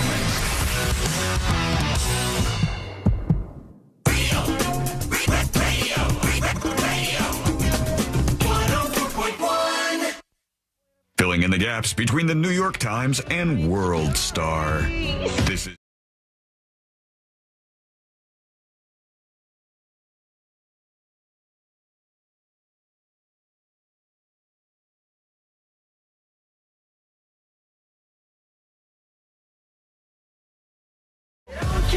I thought turkeys could fly. It's good to be with you. Thanks for hanging out with us. We'll get to a whole bunch of your feedback, your responses on a Monday here on the show. Happy Thanksgiving week to everybody. I know a lot of you are checked out. That's fine. We get it. We understand what's happening. Check back in. Check back in if you can. And here's a good way to do it. I want to start something new in the power hour, the final hour of the show on Monday. All right. Each Monday in the 2 o'clock hour, or it depends on where you're listening to the show, but the power hour, the final hour of the show. Each Monday, here's what we're going to do. We have a Rate My Blank competition that we'll do. And we'll start off simple. So we'll start off with Rate My Office. You just take a photograph in your office right now or whatever space you're calling an office. Just do it right now. I don't care if some people are like, I'm in a doctor's office. I can't do it. Well, I get it. I mean, there's some rules. But mostly, like, no matter where you are, if you're working right now, go to thenewsjunkie.com, hit the photo dispatch button, and send us a photo of inside your office. And we're going to go through them. And we'll rate them because we'll find one, I think, that stands out. Now, are we talking in cleanliness or looks cool or everything productive? Everything. We can use anything we want to rate these submissions on Power Hour on Mondays, and we could view various things from the people's. There's a lot of them coming through already. A lot of people have submitted. I'll get to them in a bit. I want to pile some of these up, but we're going to get Snoopy. We're going to see what it looks like where you are, and we're going to pick our favorite, whoever's working in this case in the most unique office. There's a ton of them coming in as my words are coming out of my mouth right now. I know exactly what's going to happen because there's going to be a lot of you that are going to have to do a special angle of your office, because you probably have an angle of the office that you don't want people to see, right? Yeah, maybe. I have an angle of this room that probably. I let's saw see. that angle for the first time. When I was sharing food with Josh. Yeah, you can't see it. Hang on, let me see if I can get all the way over here with all my crap. Yeah, look there's a bunch of junk in the corner. It is just packed. What are you hoarding over there? My God. Yeah, okay. So you can be clever and only show us the good side of things. But for Rate My Blank, the very first time ever, maybe the last time, depending on how it goes, send us your office. We're going to rate your offices. Send in a photo dispatch. You go to thenewsjunkie.com. I'm on the website right now. You see our glorious faces and all the streams and stuff. And then just hit plus image dispatch. And you can send in a photo dispatch, and we can look at your offices for Rate My Office. So we'll get to some of those in a moment. Tips at thenewsjunkie.com. CJ emails the show. CJ says, skip to the 315 area in this video. Grady Judd impersonates a stereotypical Italian. He says, I like this. I'm ready. Super cringe, but I laughed my ass off. Love the show. Cheers, says CJ. I got the video. Let me go to 315, I believe he said. We'll go right around there. State got a call from an Anthony. Hey, I'm Anthony from Chicago. Things are not going to end well if the lawsuit doesn't stop. It needs to drop the lawsuit or it won't end well. So at that time, John and... He was falling apart. Was he waiting for someone to laugh? Yeah. He was falling apart. At the end of that, it just literally became him talking. Hey, as long as I just do it this way from Chicago. The lawsuit. I've been throwing a boppity boopity. Grady Judd, you didn't even, there was nothing even in there. From an Anthony. Anthony. Hey, I'm Anthony from Chicago. Things are not going to end well if the lawsuit doesn't stop. It needs to drop the lawsuit or it won't end well. So at that time, John... Yeah, just right back to it. All right, okay. We'll try next time. Good find. He should do that for everybody, each individual that he brings up. Do an impersonation of each one of them. Found out a massage parlor. You know what? They might all end up sounding the same. That very much could be the case, but we'll see. Most of the Italian people don't get really mad about stuff like that. No, there's other people. If he starts going up and doing his best Grady Judd Ebonics, then we might have, some great videos to watch for us. Yeah. But problematic, though, probably. Yeah, issues. Big thanks to Cat BH again for a gifted Secret Show subscription. Go claim that, or I think somebody might have already claimed it over on the website. But thank you so much for doing that, spreading the word. Here's, let's see. This is Caro. All right. I just wanted to tell C-Lane he has two things in common with my husband. Number one, my husband's birthday is also September 11th. Nice. And our wedding anniversary is November 7th. Different years, though. My husband was born in 1978. We got married in 2009. Happy Thanksgiving to all and be safe. Another September 11th, baby. They tried to ruin your birthday. Don't let them do it. Do not let them do it. Mm-hmm. Mike emails tips@thenewsjunkie.com. We're all complaining over the cost of fast food. So really, it should only be considered rarely as a fun treat. It really is quite bad for you, says this person. It's eating toxic health choices. So don't complain about the prices of Mick Poison. Womp, womp, womp, womp. I mean, duh. It's like somebody people else come up to you when you're smoking. Like, you know that's bad for you, right? Yeah, like, no, I didn't know. What? But I've managed to make my way all the way through life to this level of adulthood, and I have not heard this. And I go, wait, yet. who's the president? Somebody else says, Sean, please keep showing us what an arm bar looks like. Do a rear naked choke, too. I mean, I'm doing my best for the crew story. I was like this. Like you go around. I'm doing it to the microphone. You put your arm around somebody with your elbow in front of them. I feel like I'm getting that right. You're making fun of me, but I feel like I'm getting it right, for God's sake. I think you nailed it. I felt right. But I mean, I don't know. I could be wrong about that. Keep hitting me up with your feedback, tips, TIPS @thenewsjunkie.com. All right. I have a couple of things I wanted to work in here. One is this. I guess there's currently a protest going on at some Home Depot locations. And I think it's because of the fact that there's been ice incidents at Home Depots. Yes. It's kind of weird, though, because I don't believe Home Depot's like participating in these. I don't think that. I think it's the Home Depot not responding at all because a lot of them have been at Home Depot.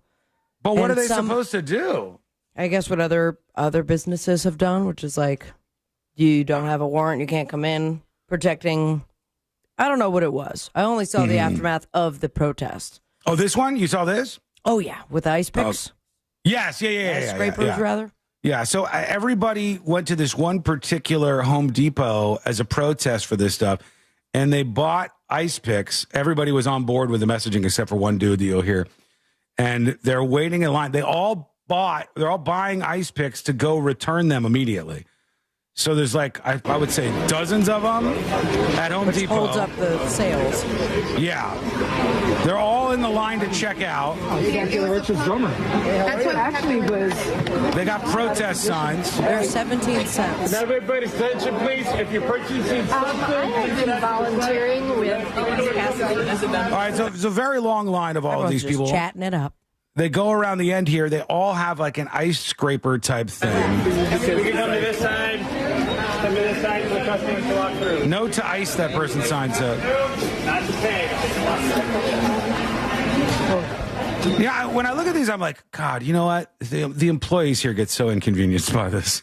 It's an interesting protest, though, I gotta say. I mean, you're not disturbing not if you any work other. there. Sure, but are you throwing paint on other things? Are you destroying property?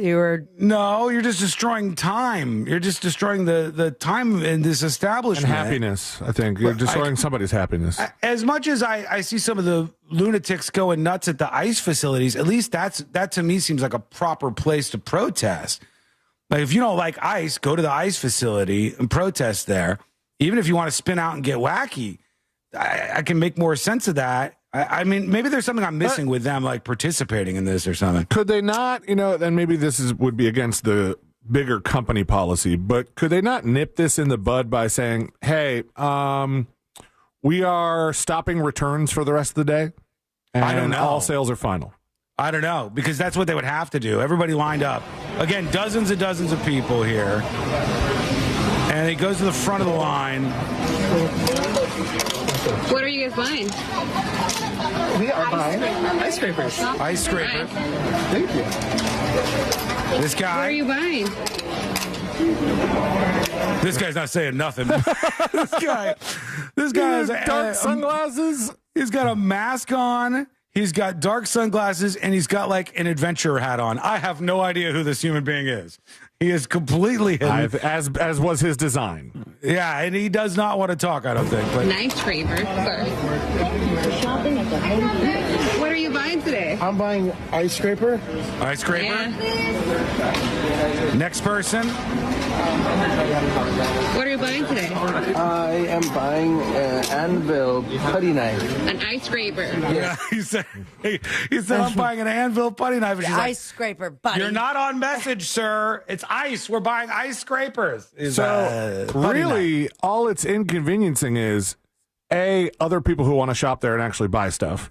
Mm-hmm. But there are no tellers. They're all doing self checkout, so those people don't get annoyed. So it's just people who would want to shop there, and the return lady or man. Is there any way that you can stop this protest other than what you said, though, where you just said, nope, no returns return today? counter is closed for the day. If you buy anything that you want returned, you need to come back tomorrow. Yeah, I don't know how else you would handle this. It definitely inconvenienced them for at least a little while here at this Home Depot. We'll see if it's effective. 2.7 million views. This was in Monrovia, California. I don't know where Monrovia this time of year. Sounds like a different country, if I'm honest with you. But Monrovia, California is where this all went down. Okay, let's see what we got here. People are sending in their offices for... But we vote Monday? Rate My Blank. No, yeah, we could vote today. I'm trying to. A lot of people are showing their offices outside. This person says, "This is my office this week," and it's there. Look at them. They're outside. Hey. We're on the big screen. Inception. Nice. Outside, and she's working at her laptop with her snacks around her, with a F around and find out sign nearby. Hello to you out there. This is weird because we're on the TV, and then now it's all coming back around. Yeah. That's an inception moment for her, I think, over there. But thank you. Beautiful office. A lot of people are outside like this, maybe because of the Thanksgiving week. This is Brian, who says, Sean, my office changes weekly. Brian. This is my office this week as I'm remodeling the bathroom on the 35th floor of the View at Lake Eola. This is their view out the window. Gorgeous. Beautiful, beautiful day out there. You can see all these submissions for Rate My Blank today, Office Edition, over on the newsjunkie.com. Look in the dispatches section. Pardon the mess, this person says. My little workspace. I'm trying to see where they're. I want to get a vibe on. See, we're on so many of their screens. This one is like a tablet on the side, and they're watching us over here. This is somebody's desk. Fairly neat and orderly, I think. Looks like you know what you're doing. Looks like a professional. Couldn't be me. Desk here, yes. Much more together than what C-Lane has going on in his studio. Let's see if anything else stands out over here in the submissions. I have a random plywood desk in the middle of the warehouse. This is my office every day. This is somebody working at a golf club repair shop listening to the show. Hello to you, golf club repair shop. So many folks out there who we hang out with each day, and this is us being able to look into their world for once. You can join in on this, and we'll rate your office today. Send in a photo dispatch of it over at thenewsjunkie.com. Look at Julie. She got a partner in crime that she's working on here. Oh, hey. Is that Yorkie? This is a little Yorkie. Just like Sabrina's Carl.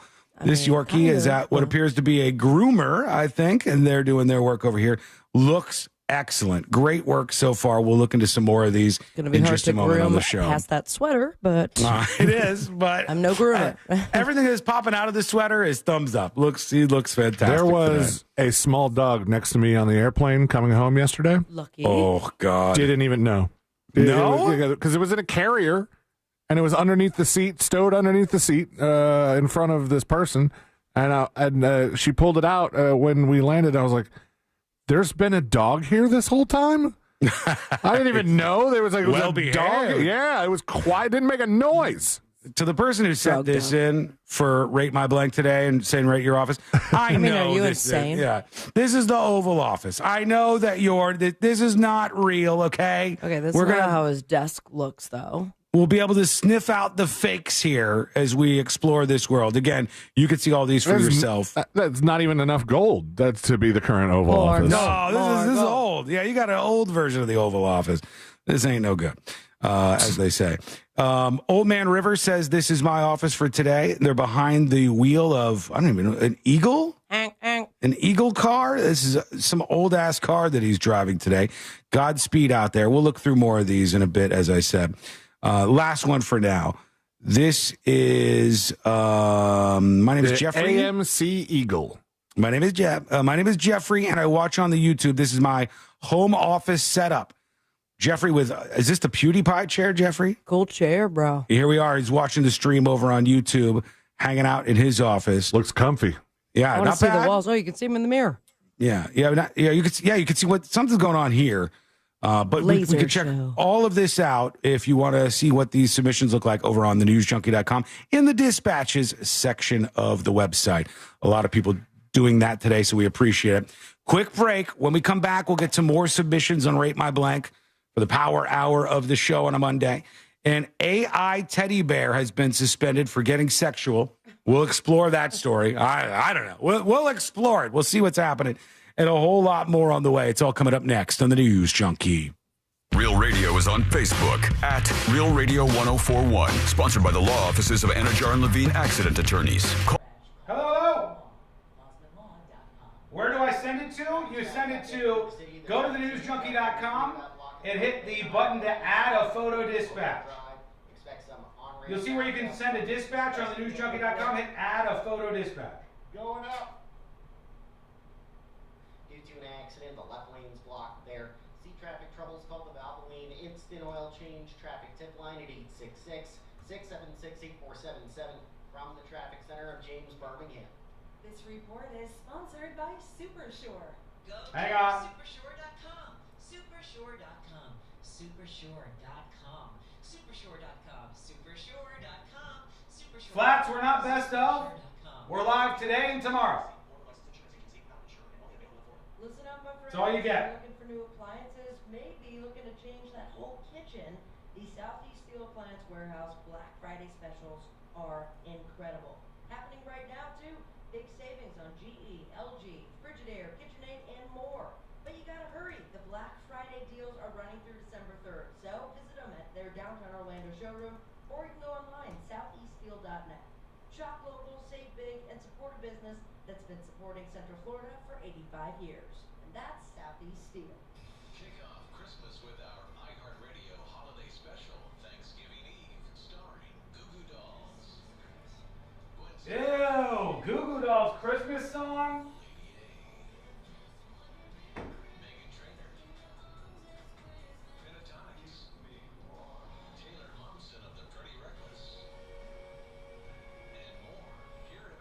Ooh. Holiday Seasons Radio this Wednesday at 7 p.m. Eastern. Bad breath is a confidence killer. You could have the best outfit, the funniest jokes, but if your breath smells like the food you just ate, that's all people remember. Most gums and mints just cover it up. It's like spring perfume. Stand by. Selwyn's Minty Mouth is different. It's the functional breath freshener. Why can you say calm for once Tested to instead of flying off the handle?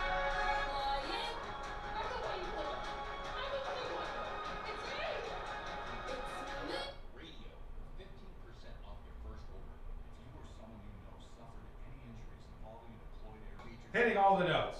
Hitting all the notes. Learn more. Valpak. There's definitely something in it for you. Okay. Queued up and ready to go for today, Lord. Thank you for your patience. 2 segments left, and we're halfway done with the week. We're off to Turkey Day before you know it. God bless you. Thanks to everybody for your submissions. Keep them rolling.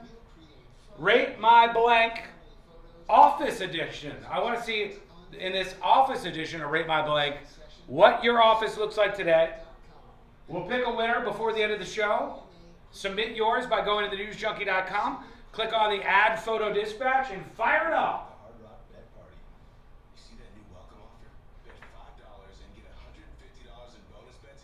Plus, we'll get to this horny AI teddy bear. Will there be a Rate My Junk next? Rate My Blank. Anything can fly. Anything. Rate my tattoos. Rate my car.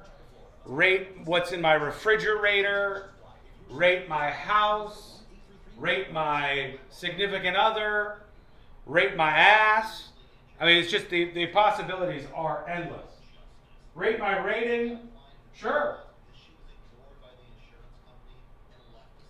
2 minutes and we're back live. By the way, I don't know how many people are following closely, but it looks like there's some progress on the Ukraine-Russia front. They've made some progress. Fingers crossed, knock on wood. Would love to see some success in the mediation of that conflict. And in fact, if the Trump administration is able to start with this 24 whatever point plan, and now we've seen the second round of changes from Europeans and from Ukraine, if they're able to get somewhere and stop this war over inches where literally hundreds of thousands of young men are being thrown into the meat grinder, being killed via drone every single day, that would be a huge, huge victory. That would be a grand accomplishment. 90 seconds and we're back. I really hope that happens. I hope they can find out a way to put a stop to the war in Ukraine right now. And I don't know if that means a little more give and take, if that means Ukraine has to have some more of these territorial losses that they just accept now moving forward. I don't know what it is, but they look like they're making some progress. That seems good. War of attrition, terrible. Very true. It's literally what it is. Just inches and inches of ground. All right, we are coming back, baby. 2 more segments. Here we go.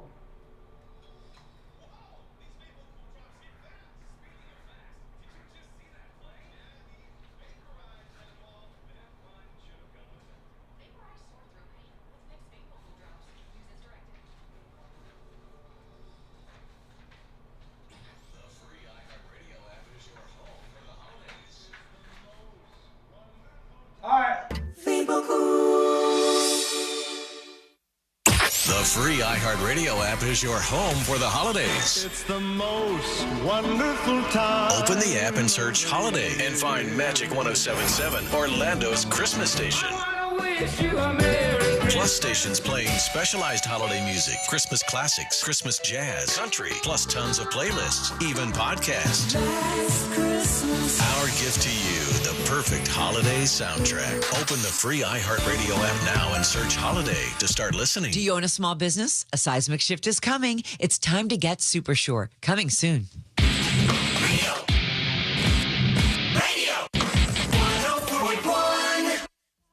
On the bright side, we're not dead yet.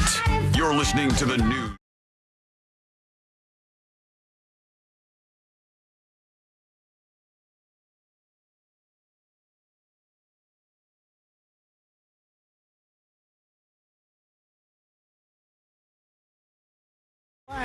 Office edition. A lot of you joining in. We got to pick a winner. We got to find out who is the best. You can check out those submissions if you want to, if you're a little curious, over at thenewsjunkie.com. Before we get to more of these Rate My Blank submissions on the power hour of the show here, there is a couple of things I want to hit on. One is, we've talked about this story, and I know it's a little difficult for you to wrap your head around sometimes if you don't know the players, but suffice to say, it's about a guy named David, even though his name is spelled like D4VD or whatever. Kids are doing these days with their music names. And he's a R&B singer would be the correct word. I guess I thought he was a rapper. Yeah, but there's, I guess R&B would be the case. It's like a new genre. Let me see, D4VD. It reminds me a lot of like The Weeknd meets, and he's sort of auto-tuned. That sounds a little sexy. You know what I'm saying? David Anthony Burke is the guy's name. D4VD is the name that we keep seeing everywhere. His stuff was popular on Fortnite, was it not? Yeah, he was a Fortnite streamer, and he kept getting copyright violations. So he said, I'll make up my own music for my stream, and the songs started to become popular. So the songs then were released by him, and now he's had like Billboard Hot 100 hits and a lot of other stuff like that. But the thing is, kind of like Sabrina's saying, it's a new world out there. And when it says genres under his name on Wikipedia, it's alternative, indie, rock, R&B, and pop. It's like covering all of the grounds that you could possibly cover there. Actually, it just means that I was the most wrong because I didn't say rapper anywhere. He's behind a lot of songs, and if you've been following this drama, he was allegedly involved in a relationship with this young girl who is a teenager. Celeste Rivas is her name, and everybody in his inner circle seemed to know that he was dating this girl that was way too young and that something weird was going on. He was writing songs about her, even had a song called Celeste. He was writing a lot of songs about killing people that he was sexual partners with. He did a tour where he had like a casket coming around with him and all this stuff. He would have a fake funeral. And mind you, I don't think any of us had heard of him until we heard that his Tesla, or a Tesla belonging to him, had a dead girl's body that was decomposed AF, as well as dismembered, right? Yes, yeah. And then we're like, who's this kid? And then he was still on tour, and then we find out who she is-ish. That was my first experience as well. Yes, Sabrina. It was like, okay, this guy, this performer, and I started calling him D4VD because I don't even know.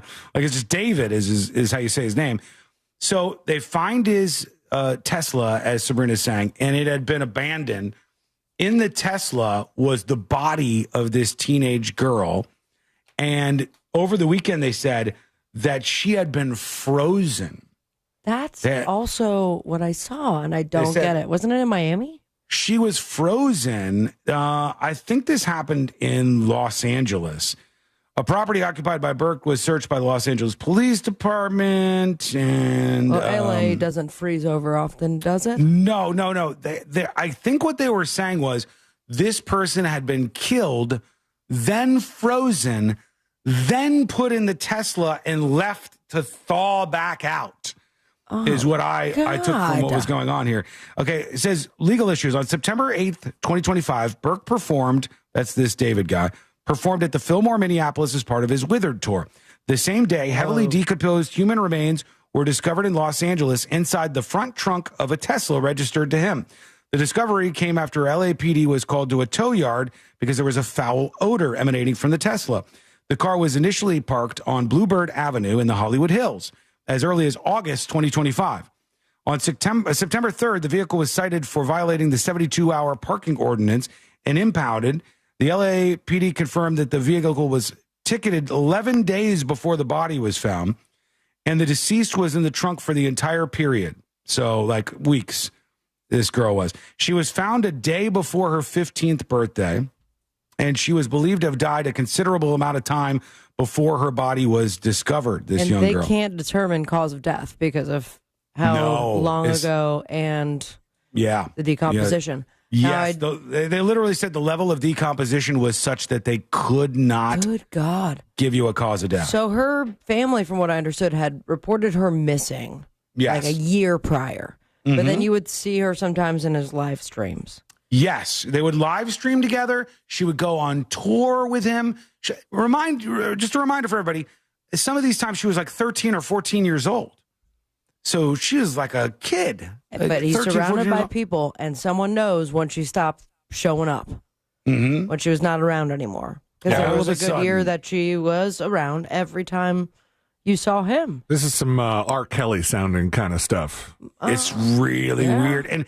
And the crazy thing was, when this story first started, they found a decomposed body in his Tesla. He was still on tour. He was still playing places. It's like, I don't know. I had no idea about it. No idea. He still has not been charged in this death. But he has been detained, I thought. Or they arrested him at some point and searched his home. It says, initially they said there was no suspect because there's no cause of death. Investigators say there may have been more than one person involved, and the person was involved in the disposing of the body. They were focusing on an overnight trip that he may have made to the Santa Barbara County in spring 2025 to a remote area, which they believe is related to this case. As of November 2025, no charges have been filed unless this is not updated. An investigation remains ongoing. Autopsy results to determine the cause of the death are deferred and still pending. So, I mean, it would be insane if that's awful. If he got away with it solely because the body was in such bad shape that they couldn't give a cause of death. but it doesn't seem out of the question here now. Says, citing law enforcement officials, TMZ reported that detectives are also investigating whether the killer had help dismembering and disposing of the body.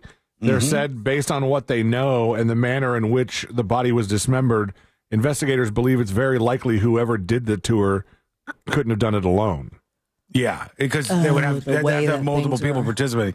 Yeah, it's just a very odd story. Awful, man. The latest details were that this person was frozen at one point in time, and we'll see if there's anything else on that as we keep following it. All right, another direction entirely here. Let's get some more updates. People are saying that they've got submissions for us for our Rate My Blank on Mondays in the Power Hour of the show. Beb Crane says, I work at a financial institution. I listen to you in my earbuds. It shares their desk. Very, very clean and nice. Very tidy. Lots of cables. But cable management is okay. I do appreciate the wrist pillows, the gel pads. Right. Yeah. They're taking care of themselves, making sure they're not getting themselves more injured than they need to be. This next person has a dismembered body in their office? Not this person. He's a truck driver in Alabama listening to the show. Hello to you. Does it look like he has the apartment-style trucks? I'm fascinated by those. Where they have like a whole bed and TV and PlayStation behind them. It doesn't look like there's one of those big old cubbies behind him like those trucks have. Oh. But Puerto Rican Trucker Willie is his name. Thank you. This is, let's see. Story of a girl. Many mechanics and other people. This has got crypto. Wait, we got mechanics? Yeah, we got mechanics. Questions. This person's working on a Lexus, and they got us up on the screen here. Hello. Hi there. Hey. There they are. My car's smoking. Can you help me? Oh, no. Are we on our last legs with the Mazda here? Did you tell the car that that's bad for it? Yeah. Have you tried this vape? My God. I mean, it could be a number of things. That's why I need to ask someone who's human and not ChatGPT. All right. Well, to this person who clearly is an expert in the car front, email Sabrina and help her out. This person says, I'm currently going 76 miles per hour in my office. Be careful. He's in a semi. At all. He's in a semi, blasted us on the speakers there. Thank you, sir. I love these. These are great. And we'll get to the final round of these, and we'll pick our winner in Rate My Blank here on the show. We got a lot to touch on in a short period of time to do it. Short week for us, right? So when we come back, we'll wrap it up for day one of day two, or day one of 2 days this week, and get on to our Friday, a.k.a. Tuesday. We'll do the final dispatches, stories that didn't make the cut. Today I learned to wrap everything up for a Monday and even more. It's all coming up next on the News Junkie. Real radio is The Jim Colbert Show. Loudmouths, zero filters, and one very confused FCC agent. The Jim Colbert Show, weekdays at 3 on Real Radio 104.1. This weather report is brought to you by Mills Air. Hey there, I'm Fox 35 Storm Team meteorologist Brooks Garner with your Fox 35 Central Florida forecast. And on this Thanksgiving week, a lot of folks hitting the roads. No issues to be found. The sun will be bright. We'll have some fog in the mornings like we saw today. Otherwise, highs in the 80s from today through Wednesday. For Thanksgiving, we've got a weak weather system moving in. That'll bring some cooler air to the region. Clouds and maybe a shower, about a 20% chance of rain. Highs in the low 70s. Upper 60s for highs by Friday, but then warming up again this weekend. I'm Fox 35 Storm Team meteorologist Brooks Garner. This report is sponsored by Batteries Plus. Dead car battery? The experts at Batteries Plus will have you in and out fast. Replacements usually take about 20 minutes. No appointment needed. Want to extend the life of your car battery too? Ask about their premier installation. Batteries Plus, the experts in charge. Calling all business owners. Did you know that Mortgage Guy Don also does commercial and small business administration loans? If you have an All right, folks. So don't leave money on the table. Let that Mortgage Guy Don help You know what time it is. back in your beautiful Junkies. If you want to buy a business or a franchise, It is time to unite around Skull Mike. over 50 sources, your SBA 50% done with the shows for the week. So rate the show today. Rate the show. 10 out of 10 is a real winner right off to the News Junkie Hall of Fame. No notes, no questions asked. 1 out of 10 is a big loser. Just a disaster. Just a floating turd in the radio pool. And now it's time for you to rate the show. 10 out of 10's a winner, 1 out of 10's a loser. What do you rate the show today? 9 out of 10 words that rhyme with bootsy. Tootsie, shootsy, kabootsy. No, there's not really any. 9 falling cats out of 10. 10 out of 10 orifices. 8.7 shlomies out of 10. 11 to 3 comes and goes so fast. True. 9 out of 10 arm bars. Getting in there. I can't put the force behind. Like, ugh. That's where you would do it. 9 out of 10 arm bars. 8 out of 10 eagles carrying cats. 7 out of 10 butt effers. 7 Publix receipts out of 10. Absolute banger today. 10 out of 10. 9.5 out of 10 disorganized offices. 6 out of 10 solid show, chill vibe. A solid show, and he still gives it a 6 out of 10. You brutal bastard. You brutal, brutal bastard. I got to go get Today I Learned. And then we're going to pick our chatter of the day.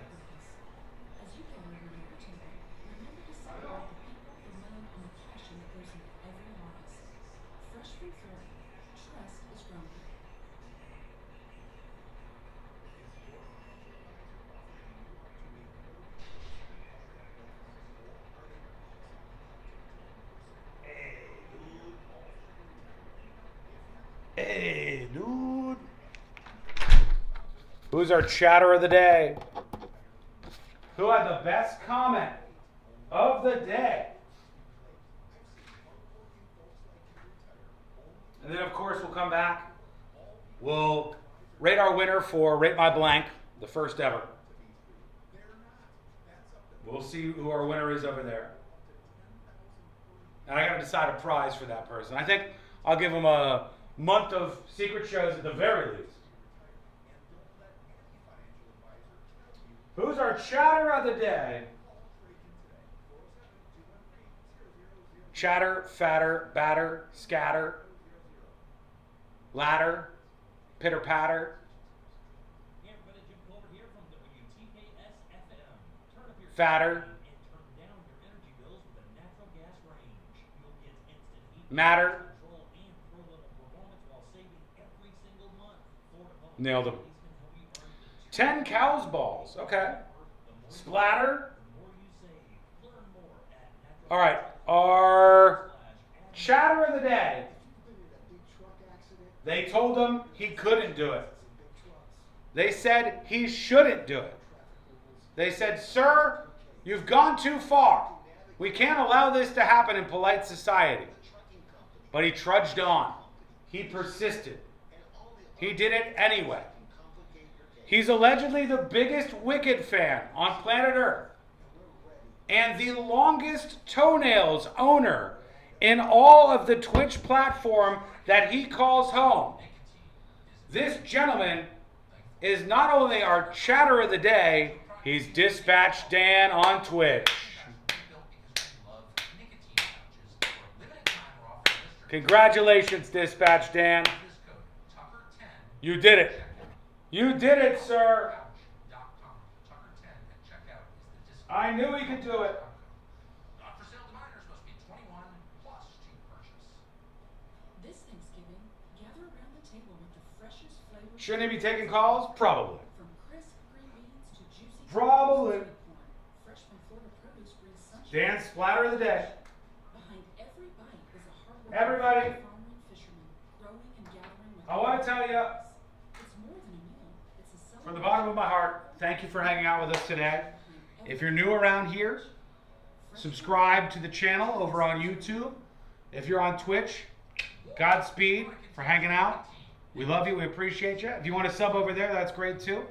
But over on YouTube, hit subscribe or hit that like button. Hit the like button to boost the stream, if you wouldn't mind. Thank you, and we'll see you tomorrow.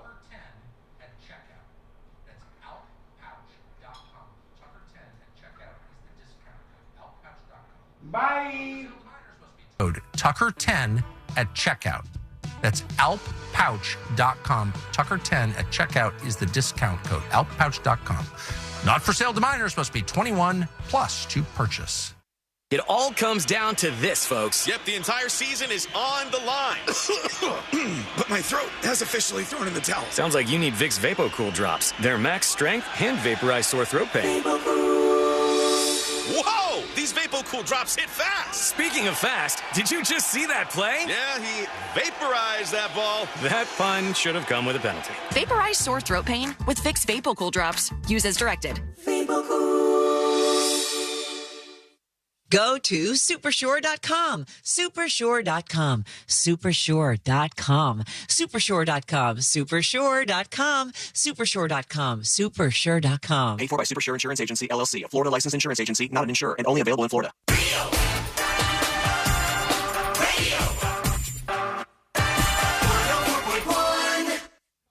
The game of magnets, taking over the world one terrible person at it.